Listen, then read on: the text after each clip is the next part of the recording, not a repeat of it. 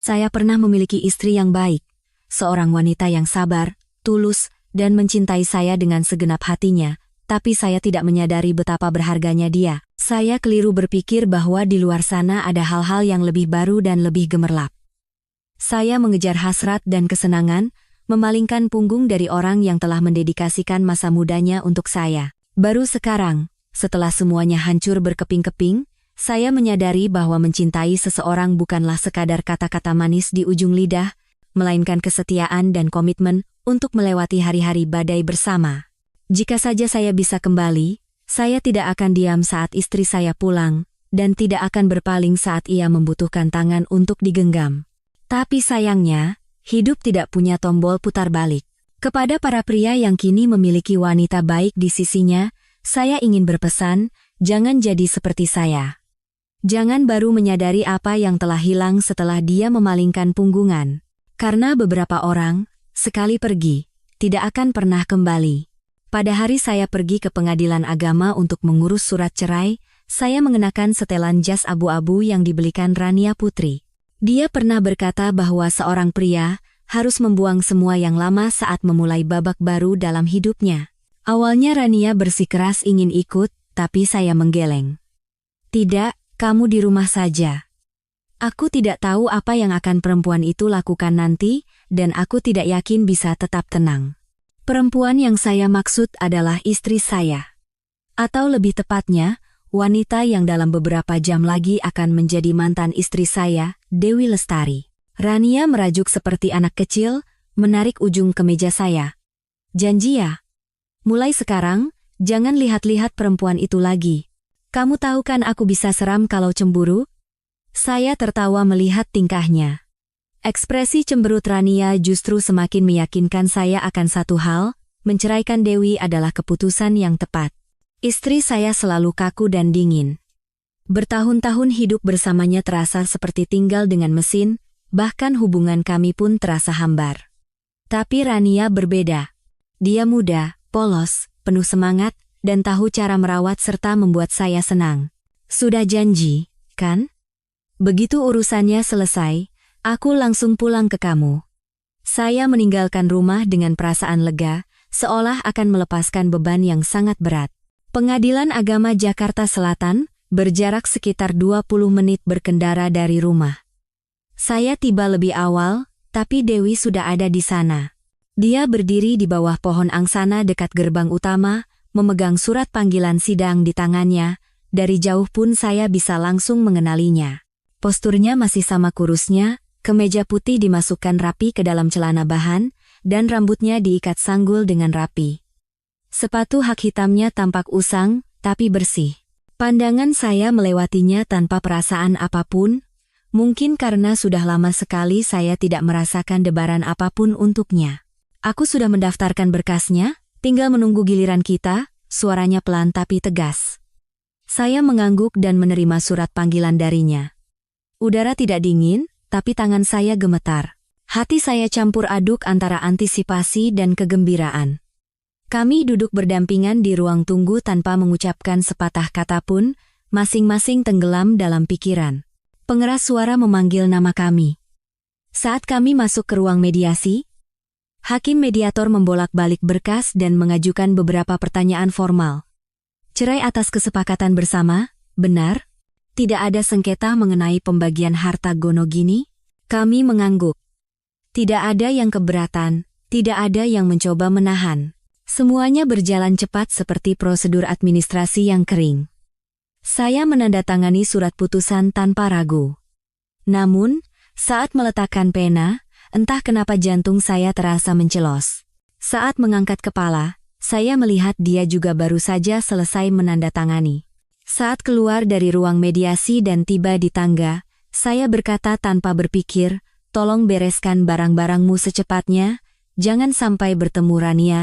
Dewi berhenti dan menatap saya, baik, dan untuk kedepannya, jangan hubungi aku lagi. Dia berbalik dan menuruni anak tangga satu persatu, seolah tak akan pernah menoleh lagi. Tubuh mungilnya menghilang di koridor pengadilan. Langkahnya hening tapi mantap. Tanpa sepatah kata pun, tanpa menyebut kapan akan mengambil barang-barangnya, Dewi pergi begitu saja, saya memesan taksi online dan pulang. Mobil saya serahkan padanya, sementara apartemen atas nama saya. Orang-orang yang tahu masalah pembagian harta kami mengatakan saya sangat diuntungkan. Selama beberapa tahun pernikahan, rumah dan tanah tetap menjadi milik saya, dan sebagian besar tabungan juga atas nama saya. Tapi saya tidak berpikir begitu. Pada hari kami membahas perceraian, saya berkata terus terang, kalau ada yang kamu butuhkan, katakan saja, selama aku mampu, aku akan berikan semampuku. Namun, dia hanya menatap saya sekali, lalu mengambil pena dan menandatangani tanpa ragu, tanpa perhitungan, tanpa penyesalan. Setelah menandatangani, dia bangkit dan mengajak saya segera mengurus prosesnya. Mumpung ada waktu, lebih baik diselesaikan secepatnya, katanya. Saya tertegun. Sebenarnya tanggal sidang ini sudah saya atur diam-diam, saya tidak menyangka semuanya akan berjalan selancar ini. Saat membuka pintu dan masuk ke apartemen, ruangan yang familiar ini terasa sangat dingin. Angin sejuk masuk dari jendela membuat tubuh saya menggigil. Mungkin dia lupa menutup jendela saat pergi. Tanaman lidah mertua di dekat jendela tampak layu, daunnya terkulai. Sama menyedihkannya dengan udara di dalam rumah. Saya berkeliling apartemen. Barang-barang masih di tempatnya, tidak ada yang hilang secara mencolok, tapi anehnya terasa kosong. Saya masuk ke ruang kerja. Brankas masih di sana. Koleksi-koleksi kecil yang saya kumpulkan tertidur pulas di dalamnya. Beberapa kalung emas yang pernah saya hadiahkan untuk Dewi saat pernikahan juga tak tersentuh. Hanya rak buku yang terlihat sedikit berbeda. Buku-buku hukum yang sering dibaca Dewi sudah tidak ada. Saya mengambil sebuah kotak kardus dari bawah meja dan dengan hati-hati memasukkan buku-buku favoritnya.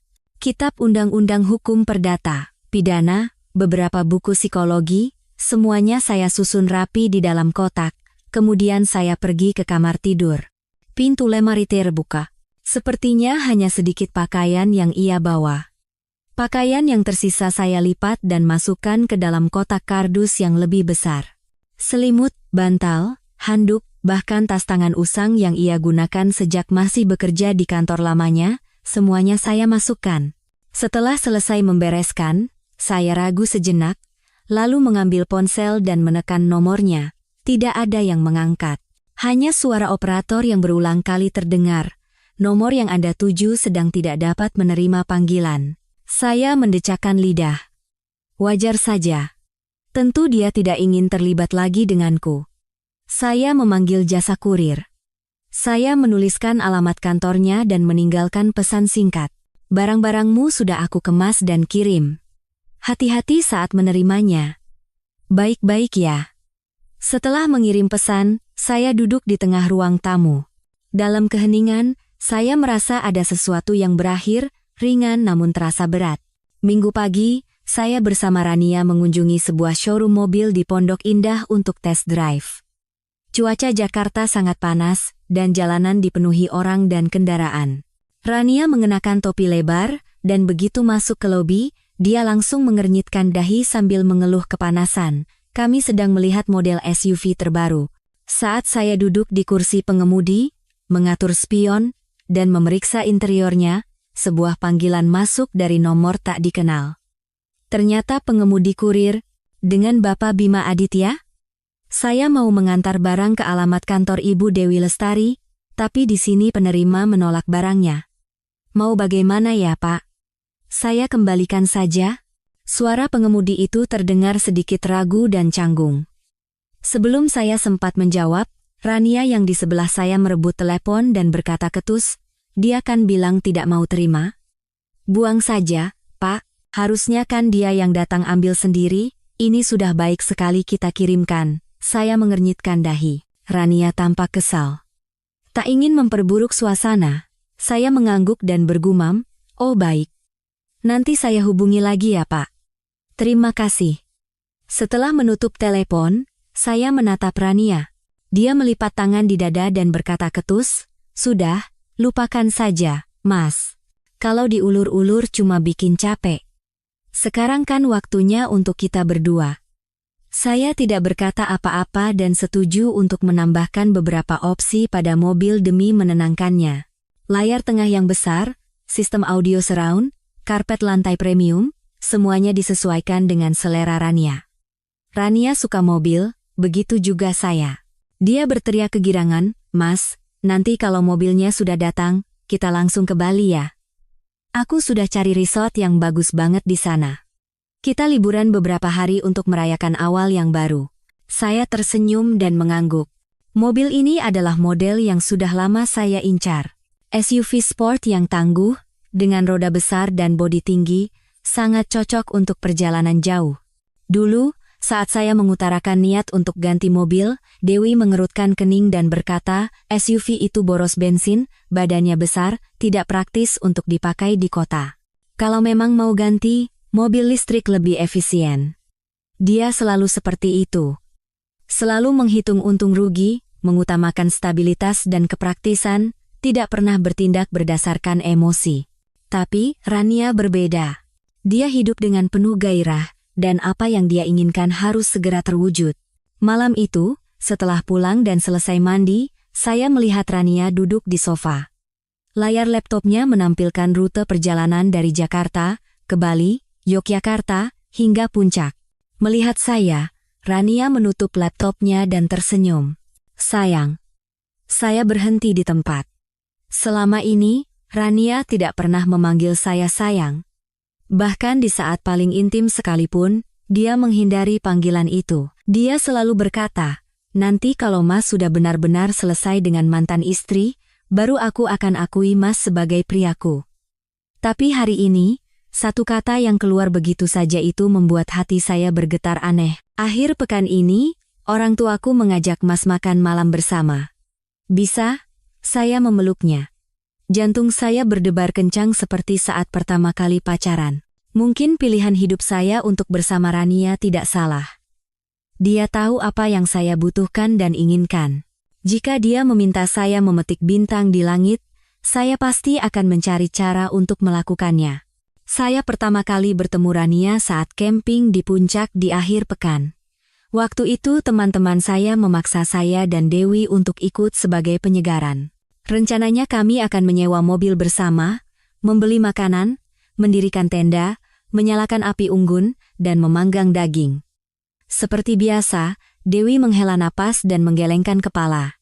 Aku harus menyelesaikan berkas. Minggu depan ada sidang penting, jadi aku tidak bisa pergi. Untungnya, meskipun tidak ikut, dia tidak mengomel atau melarang. Jadi saya bisa pergi dengan tenang, dan berkat itu, saya bertemu Rania. Seorang gadis yang ceria dan energik seperti matahari awal musim panas. Dia mengikat rambutnya tinggi-tinggi, mengenakan jeans dan kaos bergaris. Selalu tertawa dan berlarian ke sana kemari. Sejak pandangan pertama, saya tertarik padanya. Senyum Rania menampakkan lesung pipi yang dalam, dan matanya melengkung seperti bulan sabit. Kemanapun dia pergi, seolah-olah membawa kehidupan. Dia bisa jadi hujan di tengah kemarau, atau mungkin cinta sejati.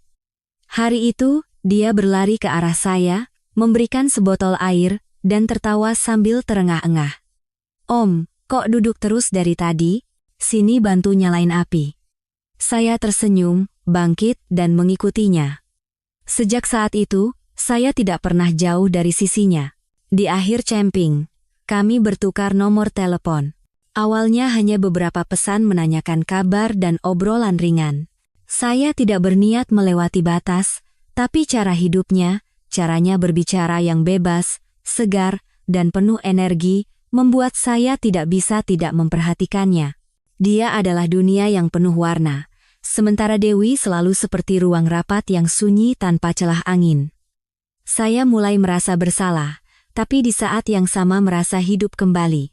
Setiap akhir pekan, saya beralasan pergi bersama teman-teman, padahal sebenarnya untuk bertemu Rania, Dewi tidak pernah bertanya kemana saya pergi. Dia hanya berpesan pelan, "Hati-hati di jalan, jangan minum banyak-banyak ya." Suaranya selalu tenang, tanpa celaan atau cemburu. Justru itulah yang membuat saya merasa semakin jauh. Suatu kali, saya bercerita pada Rania tentang pekerjaan istri saya. Matanya membulat. Kak Dewi itu hakim? Wah, hebat banget. Aku dengar pekerjaan itu stresnya tinggi, pasti sibuk sekali ya. Lalu, setengah bercanda setengah serius, dia menambahkan, laki-laki yang tidak mencintai istrinya itu bukan laki-laki yang baik. Kata-kata itu seperti menampar wajah saya, tapi anehnya justru membuat saya semakin menginginkannya. Mungkin karena kejujuran dan kekagumannya yang tulus itu. Dan suatu hari, Rania menerima perasaan saya. Kami resmi berpacaran. Saya tenggelam dalam debaran cinta yang baru. Setiap kali bersamanya, saya seolah berubah menjadi orang lain yang lebih muda, yang mendambakan hidup dan cinta. Saya berjanji padanya, aku akan selesaikan semuanya dengan bersih. Tunggu sebentar lagi ya. Dan saya mulai merencanakan perceraian dengan Dewi. Akhir pekan itu, Rania membawa saya ke rumahnya untuk pertama kalinya, untuk diperkenalkan pada orang tuanya. Rumahnya di Depok. Meski di luar Jakarta, lokasinya dekat dengan pusat kota, kurang dari 1 jam perjalanan.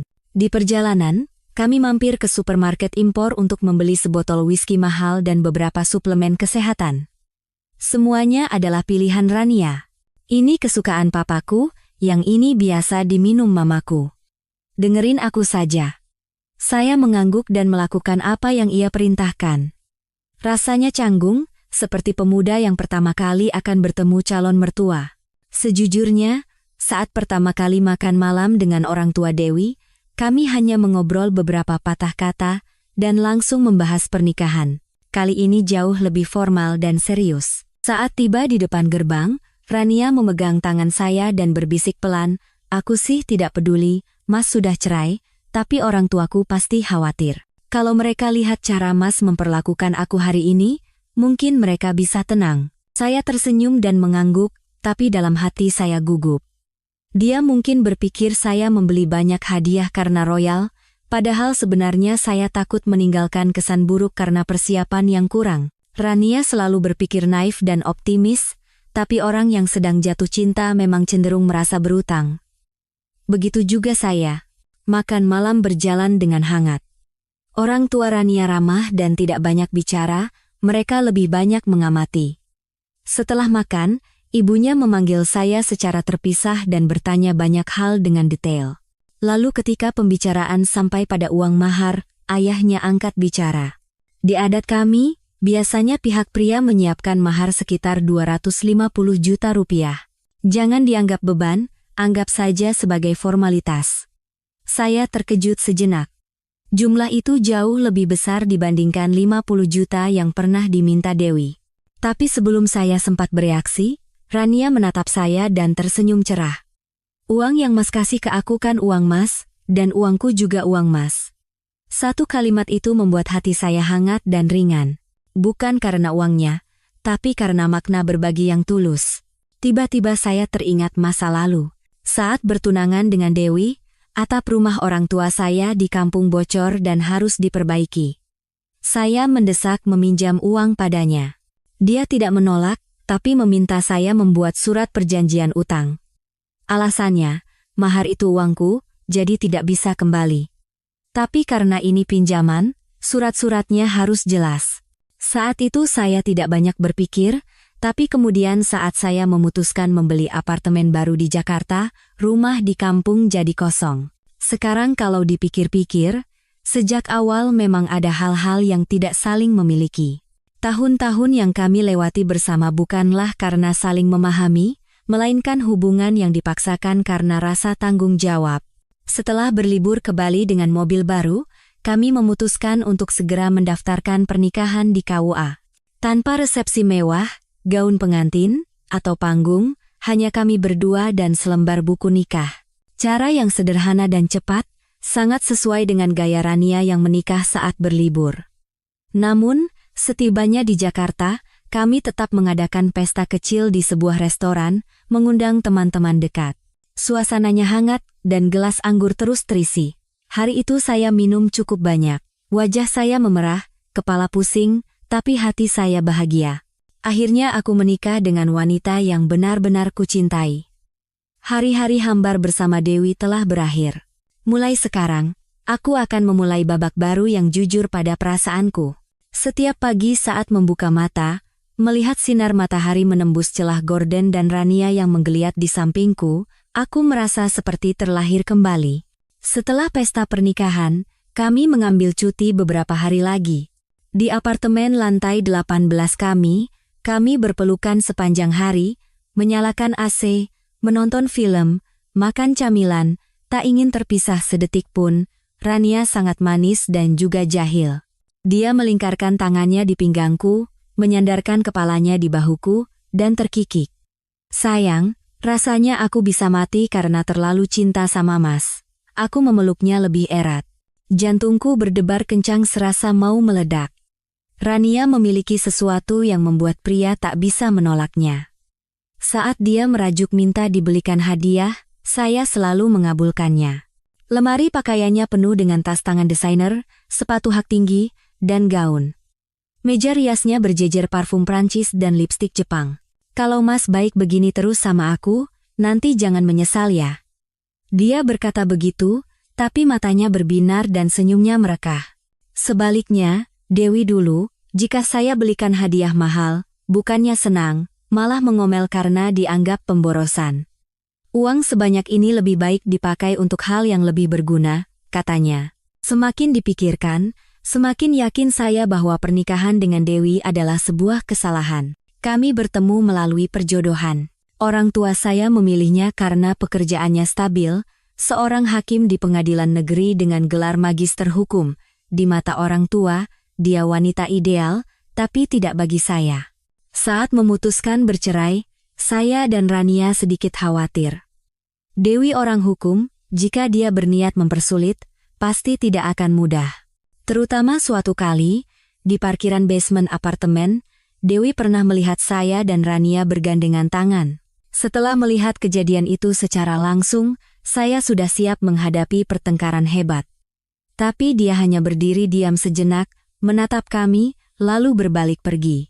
Tidak berteriak, tidak menjambak, tidak menangis. Setelah itu, proses perceraian berjalan jauh lebih cepat dari yang saya duga. Dia tegas, jelas, tidak menahan, dan tidak memohon. Mungkin justru ketenangannya itulah yang membuat saya merasa hormat sekaligus bersalah padanya. Tapi saya segera menenangkan diri. Aku telah membuat pilihan yang benar. Akhirnya aku bisa menjalani kehidupan yang kuimpikan. Sampai akhirnya saya perlahan menyadari bahwa Rania setelah menikah bukanlah Rania yang saya cintai. Memang anak muda sekarang begitu. Seorang teman yang minum bersama saya berbisik di telinga saya sambil menuangkan bir lagi ke gelas saya. Bim, kalau muda dan cantik ya pasti butuh biaya. Kalau tidak, apa alasannya cewek baru lulus kuliah bisa suka sama kamu? Kalau bukan karena penampilan, ya pasti karena kondisi finansial. Saya tersenyum pahit, gelas di tangan saya bergetar. Beberapa hari yang lalu, saya bertengkar hebat dengan Rania. Sejak pacaran, kami belum pernah bertengkar sehebat itu.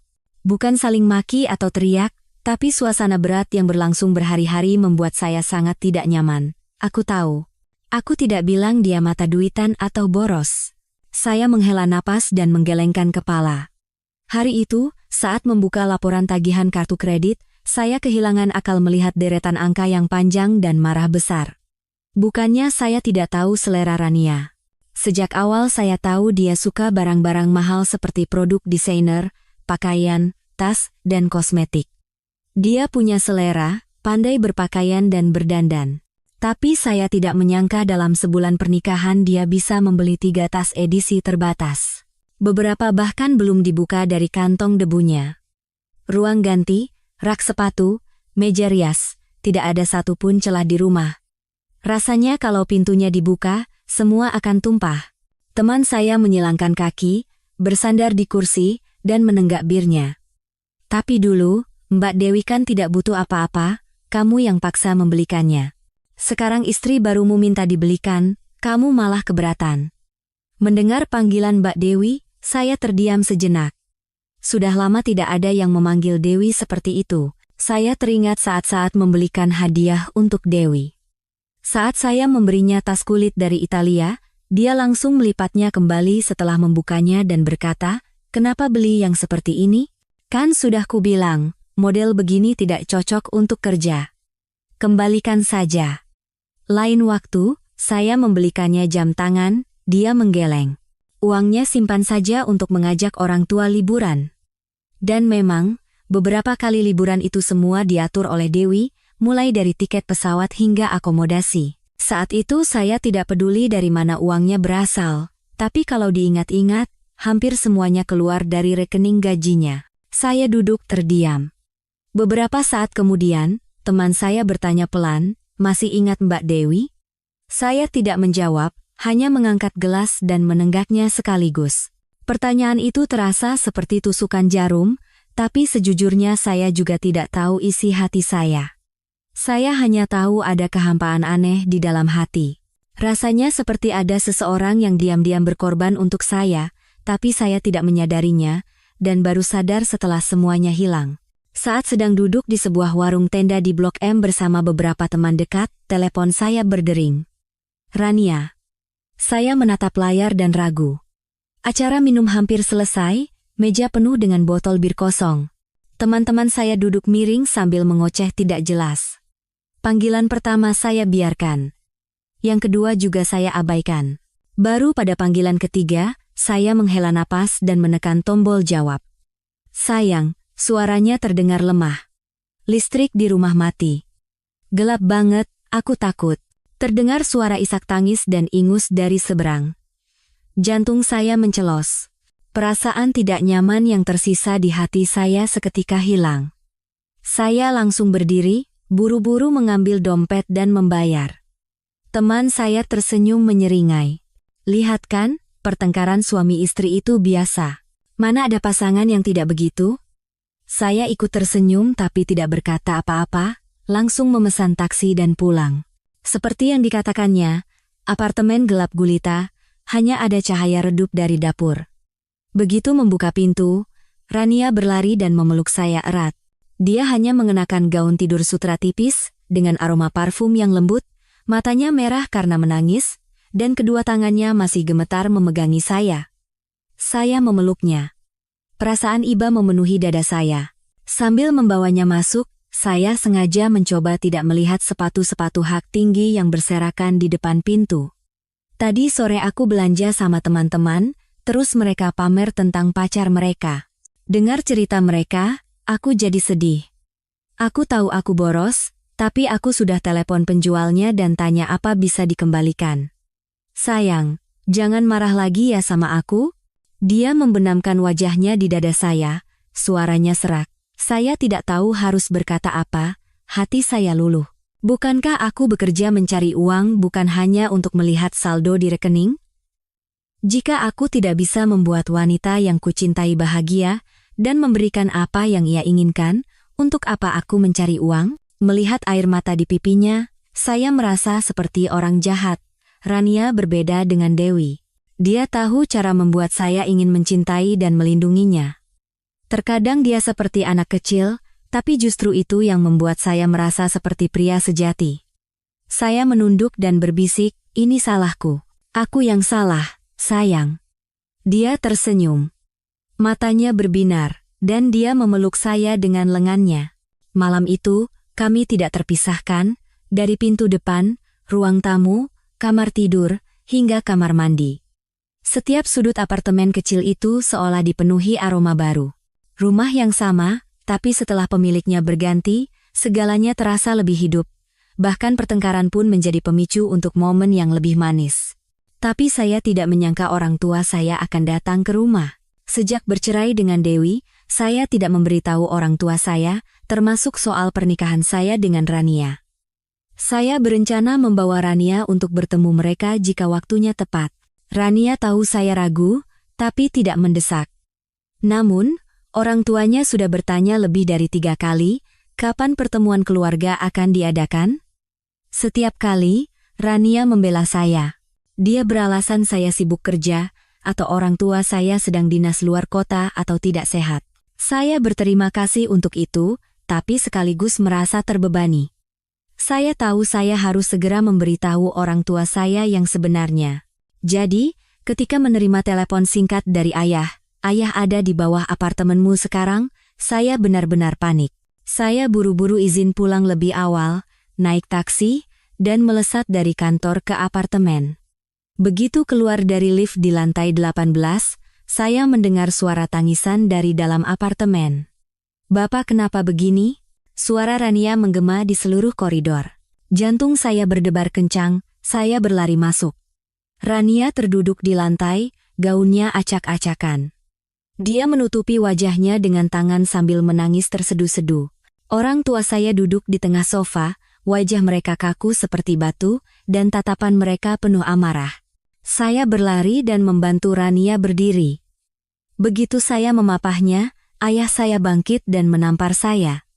Kepala saya berpaling, dan telinga saya berdengung selama beberapa detik. Ibu saya menghela napas, dan Rania yang ketakutan memeluk saya erat sambil terisak. Saya tahu Rania tidak salah, yang salah adalah saya.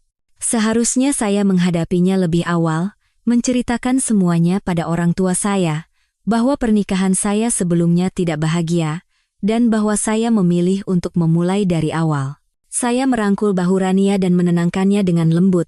"Sayang, masuk kamar dan istirahat ya." "Tidak apa-apa." Dia masih menangis, tapi mengangguk pelan dan masuk ke kamar. Saya bangkit dan menghadapi orang tua saya. Prang! Gelas di atas meja jatuh ke lantai dan pecah berkeping-keping. Ayah menunjuk wajah saya dan berkata dengan penekanan di setiap katanya, "Kamu sadar tidak apa yang kamu lakukan? Punya istri di rumah, malah bawa perempuan murahan ke sini." Saya mengepalkan tangan. Saya mencoba sabar dan menjelaskan. Tapi saat ibu saya menyebut nama Dewi dengan tatapan kasihan, saya meledak. Dewi itu anak yang pendiam, baik, dan terpelajar. "Ibu kira kalian hidup baik-baik saja." "Dewi, Dewi, Dewi," saya berteriak. "Dia itu kesukaan ayah dan ibu, bukan saya. Saya sudah cerai. 2 bulan lalu saya sudah cerai. Pernikahan saya dengan Rania ini sah dan tidak ada yang salah. Saya tidak bisa lagi menahan diri." Rasa frustrasi karena tertekan dan dipaksa hidup sesuai harapan orang lain akhirnya meledak, saya memalingkan punggung. Pintu kamar sedikit terbuka, dan Rania duduk di tepi tempat tidur. Matanya merah, dia tidak berkata apa-apa, tapi saya tahu dia mendengar semuanya. Dan saya juga tahu, tak peduli seberapa besar badai di luar sana, wanita yang duduk diam di dalam kamar itu adalah orang yang ingin saya genggam tangannya sampai akhir. Dewi mungkin tipe istri idaman menurut standar orang. Dia berprinsip, menyelesaikan segala sesuatu dengan rapi, dan tidak pernah merengek atau marah seperti anak kecil. Sikapnya yang tenang dan matanya yang selalu damai terkadang membuat orang merasa jauh. Malam itu masih teringat jelas. Malam saat dia melihat saya dan Rania berpelukan di parkiran basement. Rania tidak tahu, tapi saya terkejut melihat tatapan Dewi dari kejauhan di antara cahaya remang-remang mobil. Istri manapun pasti akan mengamuk melihat pemandangan seperti itu. Setidaknya bertanya satu kata. Tapi tidak. Malam itu saat saya naik ke apartemen, pintunya terbuka dan lampu menyala. Di dapur, makan malam sudah tersaji dan masih hangat. Dewi duduk di sofa, memegang remote, menatap kosong ke layar TV yang menayangkan berita. "Sudah pulang?" Suaranya tenang seperti biasa. Saya membeku selama beberapa detik, pikiran saya kacau. Saat itu, saya benar-benar ingin bertanya padanya, "Apa kamu tidak pernah mencintaiku sama sekali?" Karena tidak ada wanita yang bisa setenang itu melihat suaminya mesra dengan wanita lain. Tapi saya tidak punya keberanian untuk bertanya. Saya hanya diam-diam mencuci tangan dan duduk di meja makan. Dewi bangkit dan menyajikan nasi serta sup untuk saya, seolah tidak terjadi apa-apa. Saya makan dengan hati yang membara, tapi makanan tidak bisa tertelan. Rania pernah berkata, "Sepertinya Kak Dewi lihat semuanya tadi. Kalau malam ini Mas tidak bahas soal cerai, kita putus saja." Saya tidak tahan membayangkan kehilangan Rania. Jadi, setelah beberapa suap, saya meletakkan sumpit. "Bagaimana kalau kita cerai?" Tangan Dewi yang sedang memegang sumpit berhenti sejenak, lalu dia mengangguk. "Baiklah. Kalau surat cerainya sudah siap, beritahu aku. Malam ini, kamu tidur di kamar tamu." Dia tidak bertanya mengapa, Tidak menyebut siapa wanita lain itu, tidak menanyakan sejak kapan semua ini terjadi. Tidak ada satupun kata celaan. Saat bangkit, dia melirik meja makan yang sudah tersaji, menunjuk lauk yang belum tersentuh, dan berkata pelan, "Jangan lupa masukkan piring kotor ke mesin cuci piring." Lalu dia masuk ke kamarnya. Saya duduk termangu dengan kepala kosong. Dulu, di awal pernikahan, kami berjanji, kalau kamu yang masak, aku yang cuci piring. Kemudian, saat saya sibuk dan malas mencuci piring, dia memasang mesin cuci piring agar lebih praktis. Sejak itu, setelah makan, dia akan diam-diam membereskan meja, memasukkan piring ke mesin, lalu masuk ke ruang kerja. Tidak pernah sekalipun mengeluh. Dia seolah tidak tahu cara marah. Mungkin dia sudah terlalu terbiasa menekan perasaan, menanggung semuanya sendirian. Bahkan di saat paling menyakitkan sekalipun, di hadapan masalah perceraian, dia menanganinya dengan sangat tenang. Setelah orang tua saya pergi, barulah saya bisa bernapas lega. Rasanya seperti batu besar yang menekan dada saya telah diangkat. Seluruh tubuh saya lemas, saya bersandar sejenak di dinding koridor sebelum punya kekuatan untuk masuk ke kamar. Saat membuka pintu kamar tidur, Rania meringkuk di sudut tempat tidur. Begitu melihat saya, dia menangis seperti anak yang sudah lama ditinggalkan dan melompat ke pelukan saya. "Maaf, gara-gara aku, Mas jadi bertengkar dengan orang tua." Suaranya bergetar, dan dia masih sesenggukan. Saya memeluknya erat, mencubit pipinya yang masih basah karena air mata dengan lembut, dan menenangkannya. "Bukan, ini salahku. Aku yang membuatmu sedih. Saya tahu Rapa tidak suka jika dianggap sebagai pengganggu atau orang ketiga dalam rumah tangga orang. Tapi justru sikapnya yang mengalah itu yang membuat saya semakin kasihan padanya." Sore itu, saya membawanya ke sebuah restoran Prancis di pusat Jakarta. Tempat yang pernah ia sebutkan dengan antusias. "Aku lihat di TikTok orang-orang check-in di sana, kelihatannya mewah banget, aku mau coba ke sana." Satu kali makan menghabiskan hampir 3 juta rupiah, tapi wajahnya menjadi cerah seperti langit setelah hujan. Matanya berbinar, dan dia menggandeng lengan saya sambil terus mengoceh dari pintu masuk hingga kami duduk. Saya memesan steak, lobster, dan hidangan penutup Eropa. Saya memotong daging untuknya, bahkan memakai sarung tangan untuk mengupas lobster, dan meletakkannya di piringnya. Di tengah makan malam yang menyenangkan, dia tiba-tiba bertanya, "Mas Bima, jujur deh, pernah tidak kupaskan udang untuk wanita lain?" Saya terdiam. Tangan saya yang sedang memegang lobster berhenti di udara. Saya menggeleng. "Tidak pernah." "Itu jujur." "Saya benar-benar belum pernah. Sebelum bertemu Dewi, saya belum pernah pacaran serius. Di masa sekolah, saya hanya berkutat dengan buku, dan setelah lulus, saya hanya fokus pada pekerjaan. Pacaran hanya saya dengar dari cerita orang lain. Hubungan saya dengan Dewi dimulai dengan sangat rasional.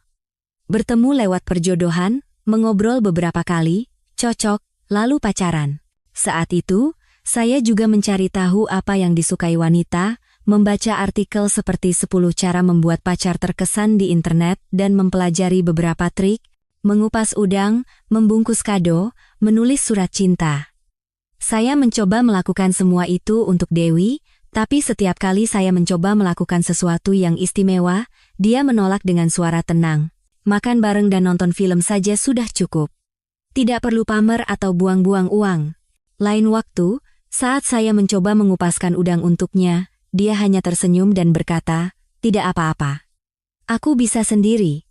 Kamu pasti lelah bekerja, istirahat saja."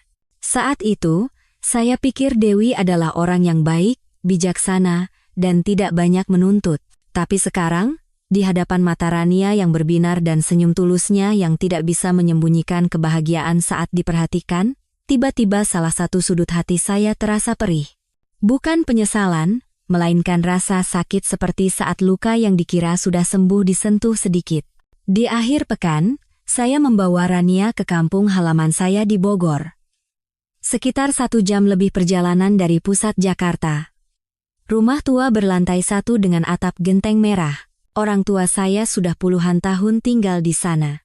Di halaman depan ada beberapa pot bougainville, dan sumur tua yang sudah tidak terpakai dibiarkan sebagai kenang-kenangan.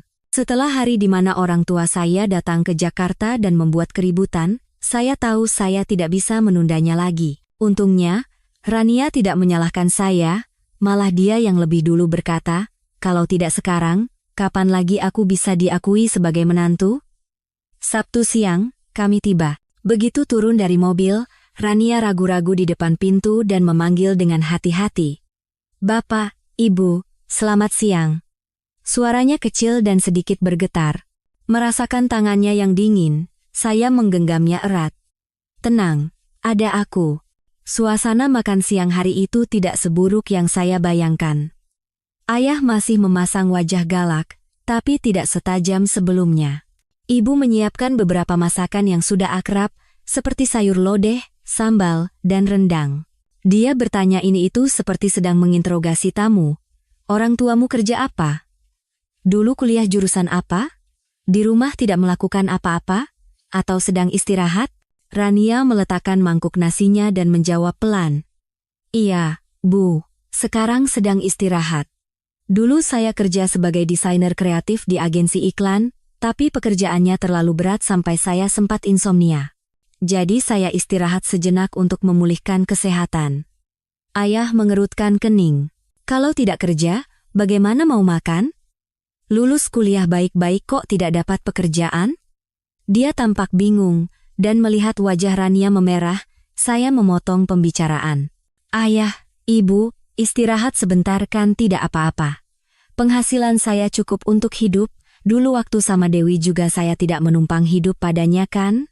Saya sengaja berkata begitu. Saya tahu orang tua saya menganggap Dewi menantu teladan karena jabatannya sebagai hakim. Hening selama beberapa detik. Saya melirik Rania, dia menunduk sambil menggigit bibir. Saya meletakkan tangan saya di lututnya di bawah meja. "Maksud saya, jangan khawatir." Untungnya, Ibu mengalihkan pembicaraan sambil menuangkan teh. "Oh iya, masalah tanah pamanmu itu bagaimana? Dulu mau minta tolong sama Dewi." Ayah melotot ke arah Ibu dan berkata ketus, "Dia kan sudah bukan siapa-siapa lagi. Jangan bahas dia terus." Saya duduk diam. Masalah itu pernah akan saya minta tolong pada Dewi. Dia punya kenalan di kantor BPN. Tapi sekarang kami sudah tidak ada hubungan apa-apa. Sore itu, saat Ibu sedang mencuci sayuran di luar, saya bertanya tanpa sengaja. "Masalah paman, Ibu mau minta tolong Dewi?"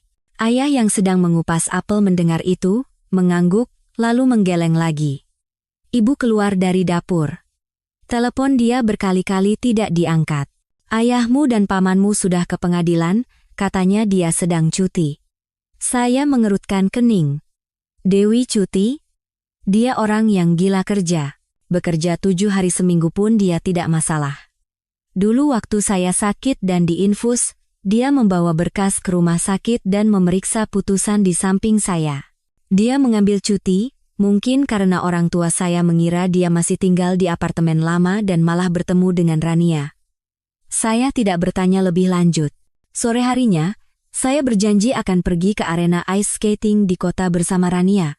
Dia sudah bersemangat sejak beberapa hari lalu, mengatakan tempat itu baru dibuka dan sudah memesan tiket lewat aplikasi. Sebelum pergi, saya memberikan secarik kertas berisi nomor telepon kepada orang tua saya. "Ini berikan pada paman. Dia pengacara kenalan saya, hebat dan bisa diandalkan." Saya ragu sejenak, lalu menambahkan, "Jangan cari Dewi lagi. Hubungan saya dan dia sudah berakhir. Saya tidak mau dia terlibat dalam urusan keluarga kita." Ayah tidak berkata apa-apa, hanya mendengus pelan dan memalingkan wajah. Sore itu, saya membawa Rania ke arena ice skating. Dia mengenakan mantel panjang, sial, dan kacamata hitam besar, seperti seorang selebgram. Begitu masuk ke arena, dia memegang tangan saya dan berteriak, "Aku sudah lama sekali tidak main. Mas harus pegang aku erat-erat ya kalau aku jatuh." Sebelum saya sempat menjawab, mata saya terpaku pada satu titik. Di tengah arena es yang putih, seseorang dengan jaket parasut abu-abu muda meluncur melewati kami dengan sangat cepat. Gerakannya mengalir seperti air, meninggalkan jejak es putih panjang dan kabut dingin di belakangnya. Itu Dewi. Saya membeku. Dia pernah bilang tidak bisa main skate, tidak suka tempat ramai, dan lebih tidak suka lagi tempat yang bising. Di akhir pekan, dia biasanya membaca buku di rumah atau lembur mengurus berkas. Mungkin karena tatapan saya terlalu kentara, Rania melirik saya dan bertanya terus terang. Orang tadi mantan istri Mas ya? Saya terdiam. Saya tidak tahu harus mengangguk atau menggeleng. Saat saya menoleh, sosok itu sudah hilang di antara kerumunan. Arena es ramai, dan lampu putih menerangi seluruh lantai. Saya melihat sekeliling, tapi tidak ada orang yang mirip dengannya. Saya tertawa canggung. Salah lihat kali. Bukan. Rania cemberut, tidak berkata apa-apa, dan menarik tangan saya masuk ke arena. Tapi di kepala saya, bayangan Dewi terus berputar. Dewi yang sama sekali berbeda dengan yang saya kenal. Setelah bertahun-tahun hidup bersama, rasanya saya sama sekali tidak mengenalnya. Saya pikir setelah bercerai, tidak akan ada lagi sisa perasaan untuk Dewi. Tapi anehnya, semakin lama saya hidup dengan Rania, nama itu diam-diam tapi terus-menerus berputar di suatu tempat di kepala saya. Contohnya, akhir pekan ini. Langit Jakarta mendung dan gerimis, kami seharian di rumah. Saya berbaring di sofa, membuka aplikasi pesan antar makanan, tapi tidak menemukan yang saya suka. Saya iseng bertanya pada Rania. Sayang, malam ini kita masak sendiri yuk?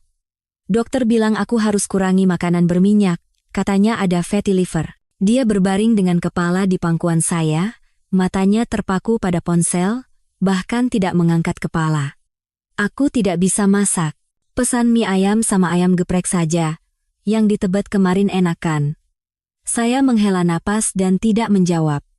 Sejak menikah, kulkas di rumah kami hampir kosong, kecuali beberapa botol soda dan es krim. Dapur berkilau karena tidak pernah dipakai. Sudah 3 atau 4 bulan berlalu. Saya bangkit dan masuk ke ruang kerja. Bukan karena marah, tapi hanya lelah. Tiba-tiba saya teringat Dewi. Dia sangat berprinsip dalam hal makanan. 3 kali sehari dia memasak sendiri, dan sesibuk apapun, dia pasti mampir ke pasar untuk menyiapkan setidaknya 1 sup hangat. Jika ada waktu, dia ikut kelas nutrisi di sebuah lembaga kesehatan dan bahkan mendapatkan sertifikat. Setiap kali saya mengeluh perut buncit, dia akan menyingkirkan semua makanan gorengan dari dapur, dan selama seminggu penuh membuat saya makan sayuran rebus dan minum air lemon tanpa gula. Rania berbeda. Dia suka makanan pedas. Nasi goreng, seblak, ayam geprek, hampir semua makanan harus ada sambalnya. Hari ini juga begitu. Saya mencoba menahan diri demi menyenangkannya, tapi pada suapan ketiga, rasa pedas yang menusuk lidah membuat saya batuk. Saya menutup mulut dengan tangan, wajah memerah, dan mata berair karena cabai. Rania mengerutkan kening dan menepis tangan saya. Ih, apaan sih? Jangan batuk di depan makanan.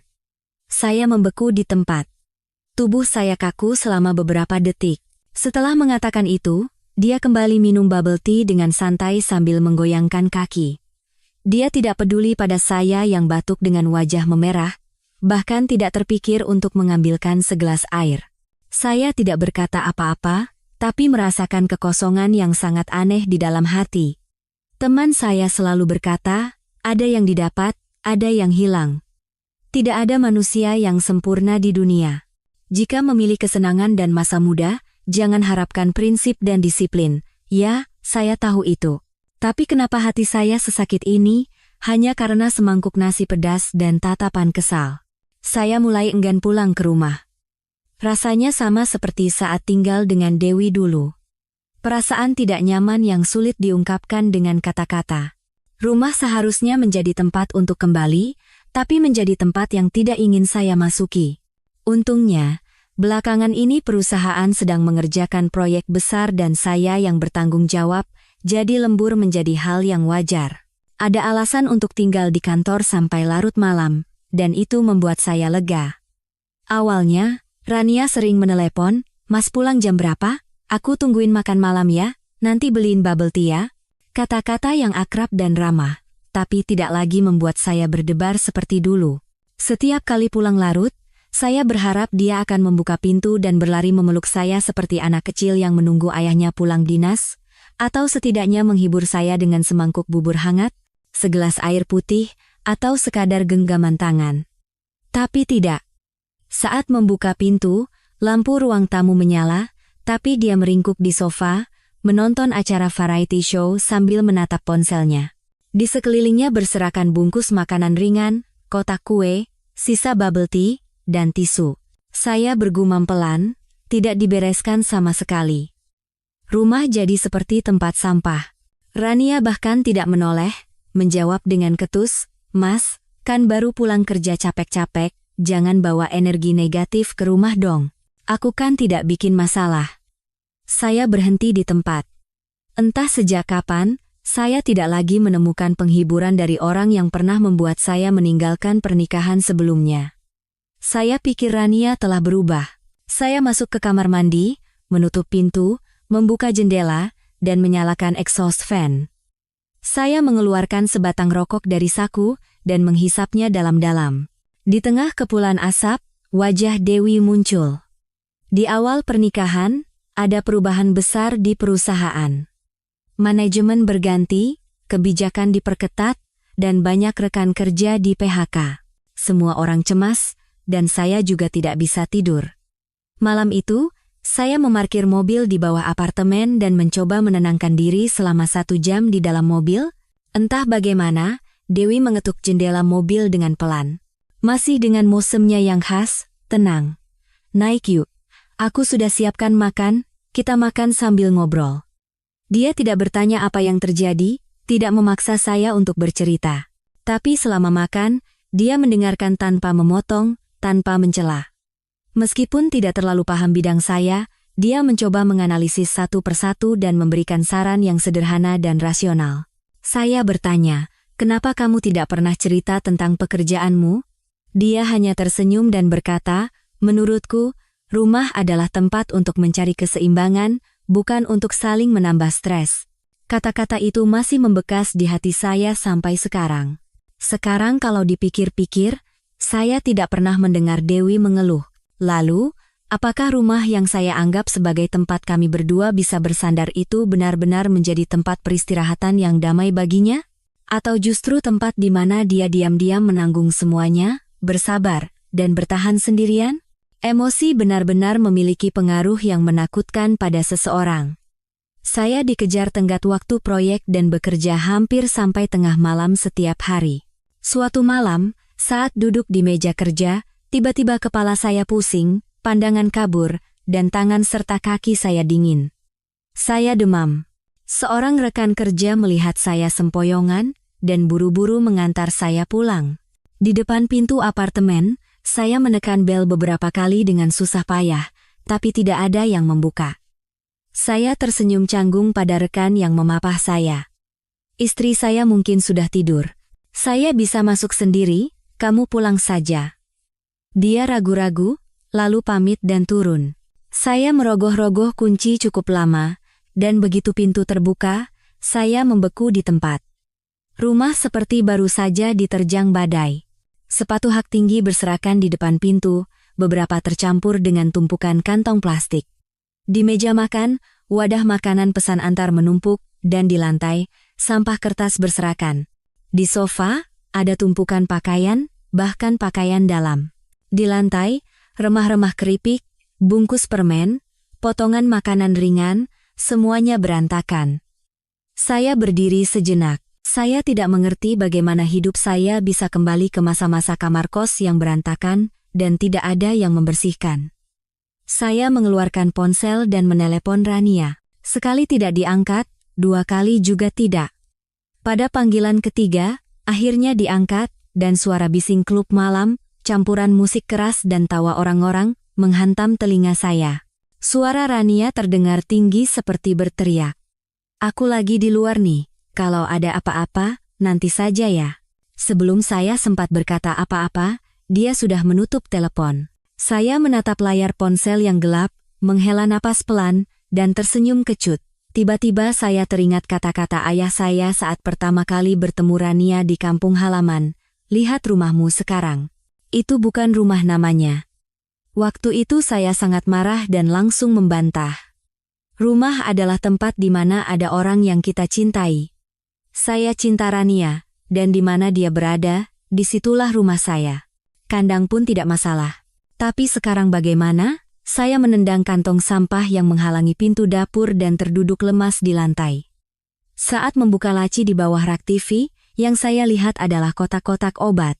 Obat liver, obat maag, obat demam, obat flu, semuanya diberi label dengan rapi. Bukan milik Rania. Itu sisa-sisa peninggalan Dewi. Dia pernah berkata, ruang tamu itu area umum.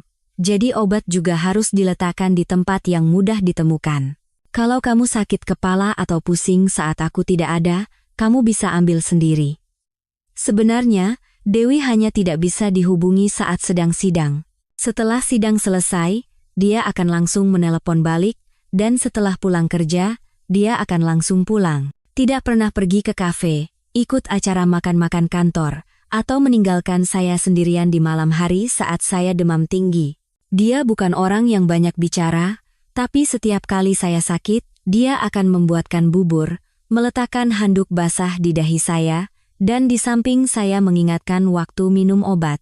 Tidak banyak bicara, tapi semuanya dilakukan dengan benar.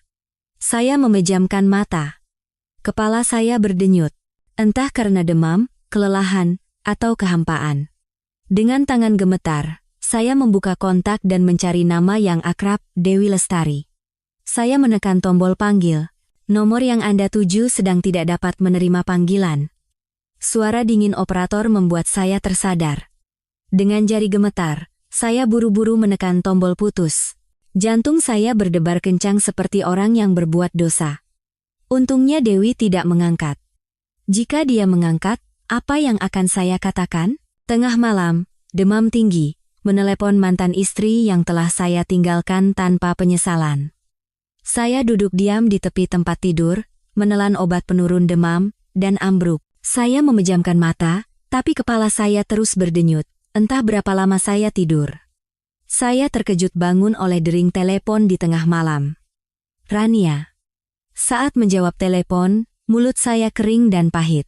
Dengan susah payah saya berkata, "Halo," dan dari seberang terdengar suara seorang pria, "Apakah Anda wali dari Ibu Rania Putri?" Beliau mencoba mengemudi dalam keadaan mabuk dan kami amankan dalam razia. "Bisa Anda datang menjemputnya?" Saya bangkit. Kepala saya pusing, dan butuh beberapa detik untuk memahami situasinya. Sepertinya Rania keluar dari klub dan tidak memesan taksi. Saya buru-buru mengenakan mantel, memakai sandal, dan mencari taksi di tengah malam. Sesampainya di lokasi, di sebuah jalan dekat pusat kota, lampu rotator mobil polisi berkedip-kedip. Di tengah keramaian orang dan mobil, Rania berdiri bersandar di mobilnya. Di tangannya ada sebatang rokok wanita. Filternya berwarna merah muda pucat. Dengan gaun pendek, sepatu hak tinggi runcing, dan rambut panjang tergerai, sekilas dia tampak seperti wanita penghibur. Saya menahan amarah yang memuncak, mendekat, dan menunduk pada polisi lalu lintas. "Maaf Pak, silakan diproses sesuai aturan. Ini kesalahan kami." Polisi itu tegas. SIM ditahan selama 6 bulan, denda 2 juta rupiah. Setelah urusan selesai, saya menoleh ke Rania. Dia duduk di dalam mobil, cemberut, tanpa sedikit pun raut penyesalan. "Aku kan cuma minum sedikit, Mas. Kenapa sih serius banget? Siapa juga yang tahu bakal ada razia di situ?" Saya tidak menjawab. Seluruh tubuh saya panas karena demam, kepala saya sakit seperti mau pecah, dan pakaian dalam saya basah karena keringat. Dalam perjalanan pulang, saat saya menyetir, dia terus mengomel. Kayak aku berbuat dosa besar saja. Aku kan ke klub, bukan mau berantem. Kenapa mukanya ditekuk begitu? Saya menoleh padanya. Wajah yang pernah membuat saya terpesona, yang memberikan kesan muda, segar, dan energik, kenapa sekarang terasa begitu asing? Dia tidak melihat saya, tidak bertanya apakah saya lelah, apa sudah makan, atau perlu minum obat demam lagi. Dia hanya sibuk membela diri, dan saya hanya lelah, keraguan mulai muncul di hati saya. Keraguan tersembunyi yang sebelumnya tidak berani saya pikirkan. Apakah hubungan saya dengan Rania benar-benar pilihan yang tepat? Atau hanya pelarian dari kebosanan yang saya salah artikan sebagai kebahagiaan? Sejak malam itu, kami memasuki perang dingin, tidak ada yang memulai pembicaraan lebih dulu. Dia sepertinya tidak terlalu peduli. Siang hari dia tidur sampai sore, dan baru bangun di malam hari, keramas, berdandan, mengenakan rok pendek dan atasan ketat, lalu pergi ke klub. Saya pulang larut. Saat membuka pintu dan masuk ke rumah, yang menyambut saya adalah kamar kosong dan bau parfum wanita yang menyengat, bercampur dengan bau makanan basi, bungkus makanan ringan, dan sisa bubble tea. Setiap kali, rasanya sesak napas. Suasana hati yang buruk berdampak pada efisiensi kerja. Saya sering lupa pekerjaan atau salah angka di laporan, dan dalam seminggu, saya 2 kali dipanggil dan ditegur oleh manajer. Hari itu, untuk menyegarkan pikiran, saya memutuskan untuk minum bir di pinggir jalan dengan seorang teman dekat. Warung tenda langganan di Blok M, meja dan kursi plastik rendah. Angin awal musim dingin membuat wajah memerah. Saya minum 2 gelas bir dan mulai mengeluh. Menurutmu, keputusanku cerai sama Dewi dulu itu benar atau salah? Teman saya mengangkat tusuk sate ayam dan menaikkan alisnya. Kan kamu yang putuskan waktu itu. Aku bisa apa? Aku kira kamu sudah pikir matang-matang. Sekarang menyesal buat apa? Saya menatap gelas bir dan membentak. Tapi kenapa waktu itu kamu tidak melarangku? Jujur saja, waktu dengar alasanmu mau cerai, aku sudah tahu kamu itu cuma bosan makan nasi dan mau makan roti. Tapi gayamu waktu itu seperti punya alasan yang hebat. Teman saya mencibir dan melanjutkan. Pacar dan istri itu beda. Kamu pikir cewek muda, energik, dan berpakaian seksi itu cocok sama kamu. Tapi hidup bersama itu bukan cuma soal ranjang dan penampilan, kan? Saya terdiam. Angin menyapu leher saya, terasa dingin. Teman saya menatap saya cukup lama, lalu mengambil gelas bir dari tangan saya. Sudah, jangan minum lagi. Nanti mabuk. Saat saya hendak membuka mulut, teman saya tiba-tiba menegang dan menunjuk dengan dagunya ke seberang bahu saya. Itu bukannya Mbak Dewi, saya menoleh. Benar, itu dia. Dewi duduk berhadapan dengan seorang pria berjas gelap dan kemeja putih, mengobrol sambil mengangguk. Asap dari warung sate di pinggir jalan mengepul, tapi mereka berdua tampak seperti sedang duduk di kafe mewah. Dia mengenakan gaun panjang sederhana, wajahnya lembut, dan tatapannya fokus. Ada senyum tipis di bibirnya. Senyum yang pernah membuat saya berdebar selama bertahun-tahun. Teman saya bertanya pelan, orang di seberang Mbak Dewi itu siapa? Kenal? Saya menggeleng. Saya tidak tahu dan tidak ingin tahu. Hanya saja, di dalam dada saya muncul perasaan tidak nyaman, bingung, dan hampa yang sulit diungkapkan. Saya melirik jam, pukul 23.17. Dulu, jam segini Dewi pasti sudah tidur, dan ponselnya selalu dalam mode senyap di samping tempat tidur. Tapi sekarang, dia duduk di sini, tampak hidup seperti orang lain. Mungkin dia telah berubah, atau mungkin dari awal sampai akhir, saya tidak pernah benar-benar memahaminya. Teman saya menepuk bahu saya dan tertawa. Sudah cerai kok masih dipikirin? Mau minum lagi atau pulang? Istrimu telepon terus tuh. Sudah 6 kali. Saya mengangguk asal. Ponsel saya sunyi. Tidak ada panggilan tak terjawab, tidak ada pesan. Rania tidak tahu di mana saya, apa yang saya lakukan, apakah saya lelah, atau sudah makan. Saya menatap gelas bir di depan saya. Kali ini, rasa birnya bukan pahit. Kamu pulang duluan saja. Aku masih mau duduk sebentar. Saya berkata pelan. Mata saya masih tidak lepas dari sudut warung tempat Dewi duduk. Dia duduk berhadapan dengan seorang pria berkemeja putih dan celana bahan yang disetrika rapi. Di pergelangan tangannya ada jam tangan mewah, sekilas terlihat bukan orang biasa. Teman saya menggeleng, bangkit, dan menepuk bahu saya. Lihat saja. Jangan macam-macam ke sana. Sekarang dia bebas mau bertemu siapa saja. Saya tersenyum pahit. 10 tahun? Kami bersama selama 7 tahun? melewati banyak hari di mana kami bahkan tidak bisa makan dengan layak dan harus meminjam uang untuk sewa rumah. Bertemu lagi di tengah kota ini, apa saya tidak berhak menyapa? Sambil berpikir begitu, saya bangkit dan berjalan lurus ke mejanya. Suara sepatu saya di ubin warung membuat Dewi mengangkat kepala. Dia tampak terkejut sejenak, tapi segera kembali ke ekspresi tenangnya yang khas. Seperti Dewi yang dulu, yang selalu tenang dalam segala hal. Saya mengangguk pelan, mencoba terlihat sealami mungkin. Dewi, lama tidak bertemu, apa kabar? Dewi mengangguk. Hanya sudut bibirnya yang sedikit terangkat, dia berkata dengan suara rendah, biasa saja. Jawaban singkat. Sopan, tapi dingin, seolah tidak ada masa lalu di antara kami. Pria yang duduk di seberangnya menatap saya dari atas ke bawah, lalu bertanya. Dewi, ini temanmu? Saya terdiam. Dewi, panggilan itu seperti menyiram air dingin ke wajah saya. Akrab, sopan, tapi ada sedikit keintiman. Saya menatap mereka. Jangan-jangan ini orang baru yang dia temui, pacarnya? Pikiran itu membuat jantung saya tiba-tiba panas. Perasaan bingung melanda. Saya tidak bisa mengendalikan kata-kata saya. Apa urusanmu? Saya merendahkan suara ke arah Dewi. Dewi, bisa bicara sebentar? Beberapa menit saja. Saya pikir dia akan mengangguk. Bagaimanapun, kami pernah menjadi suami istri. Setidaknya cukuplah untuk berbicara sepatah dua patah kata di sudut warung. Tapi tidak, Dewi bangkit, tapi tidak menghadap saya. Dia tersenyum lembut pada pria itu. Aku sudah selesai makan, kamu? Pria itu mengangguk, dengan lembut mengambil mantelnya, dan bangkit bersama. Mereka melewati saya. Tidak berhenti, tidak melirik. Seolah saya hanya pejalan kaki yang kebetulan menghalangi jalan. Saya berdiri di tempat. Mengepalkan tangan sampai telapak tangan saya terasa sakit.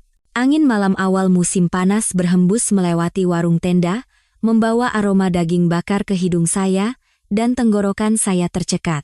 Saya berdiri termangu di tengah persimpangan, menatap mobil yang membawa Dewi dan pria itu menghilang.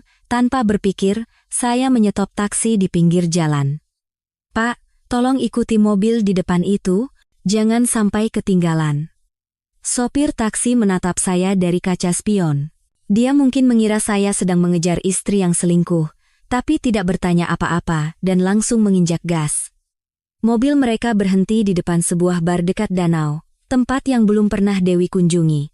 Saya terengah-engah, turun dari mobil, dan melihat mereka masuk berdampingan.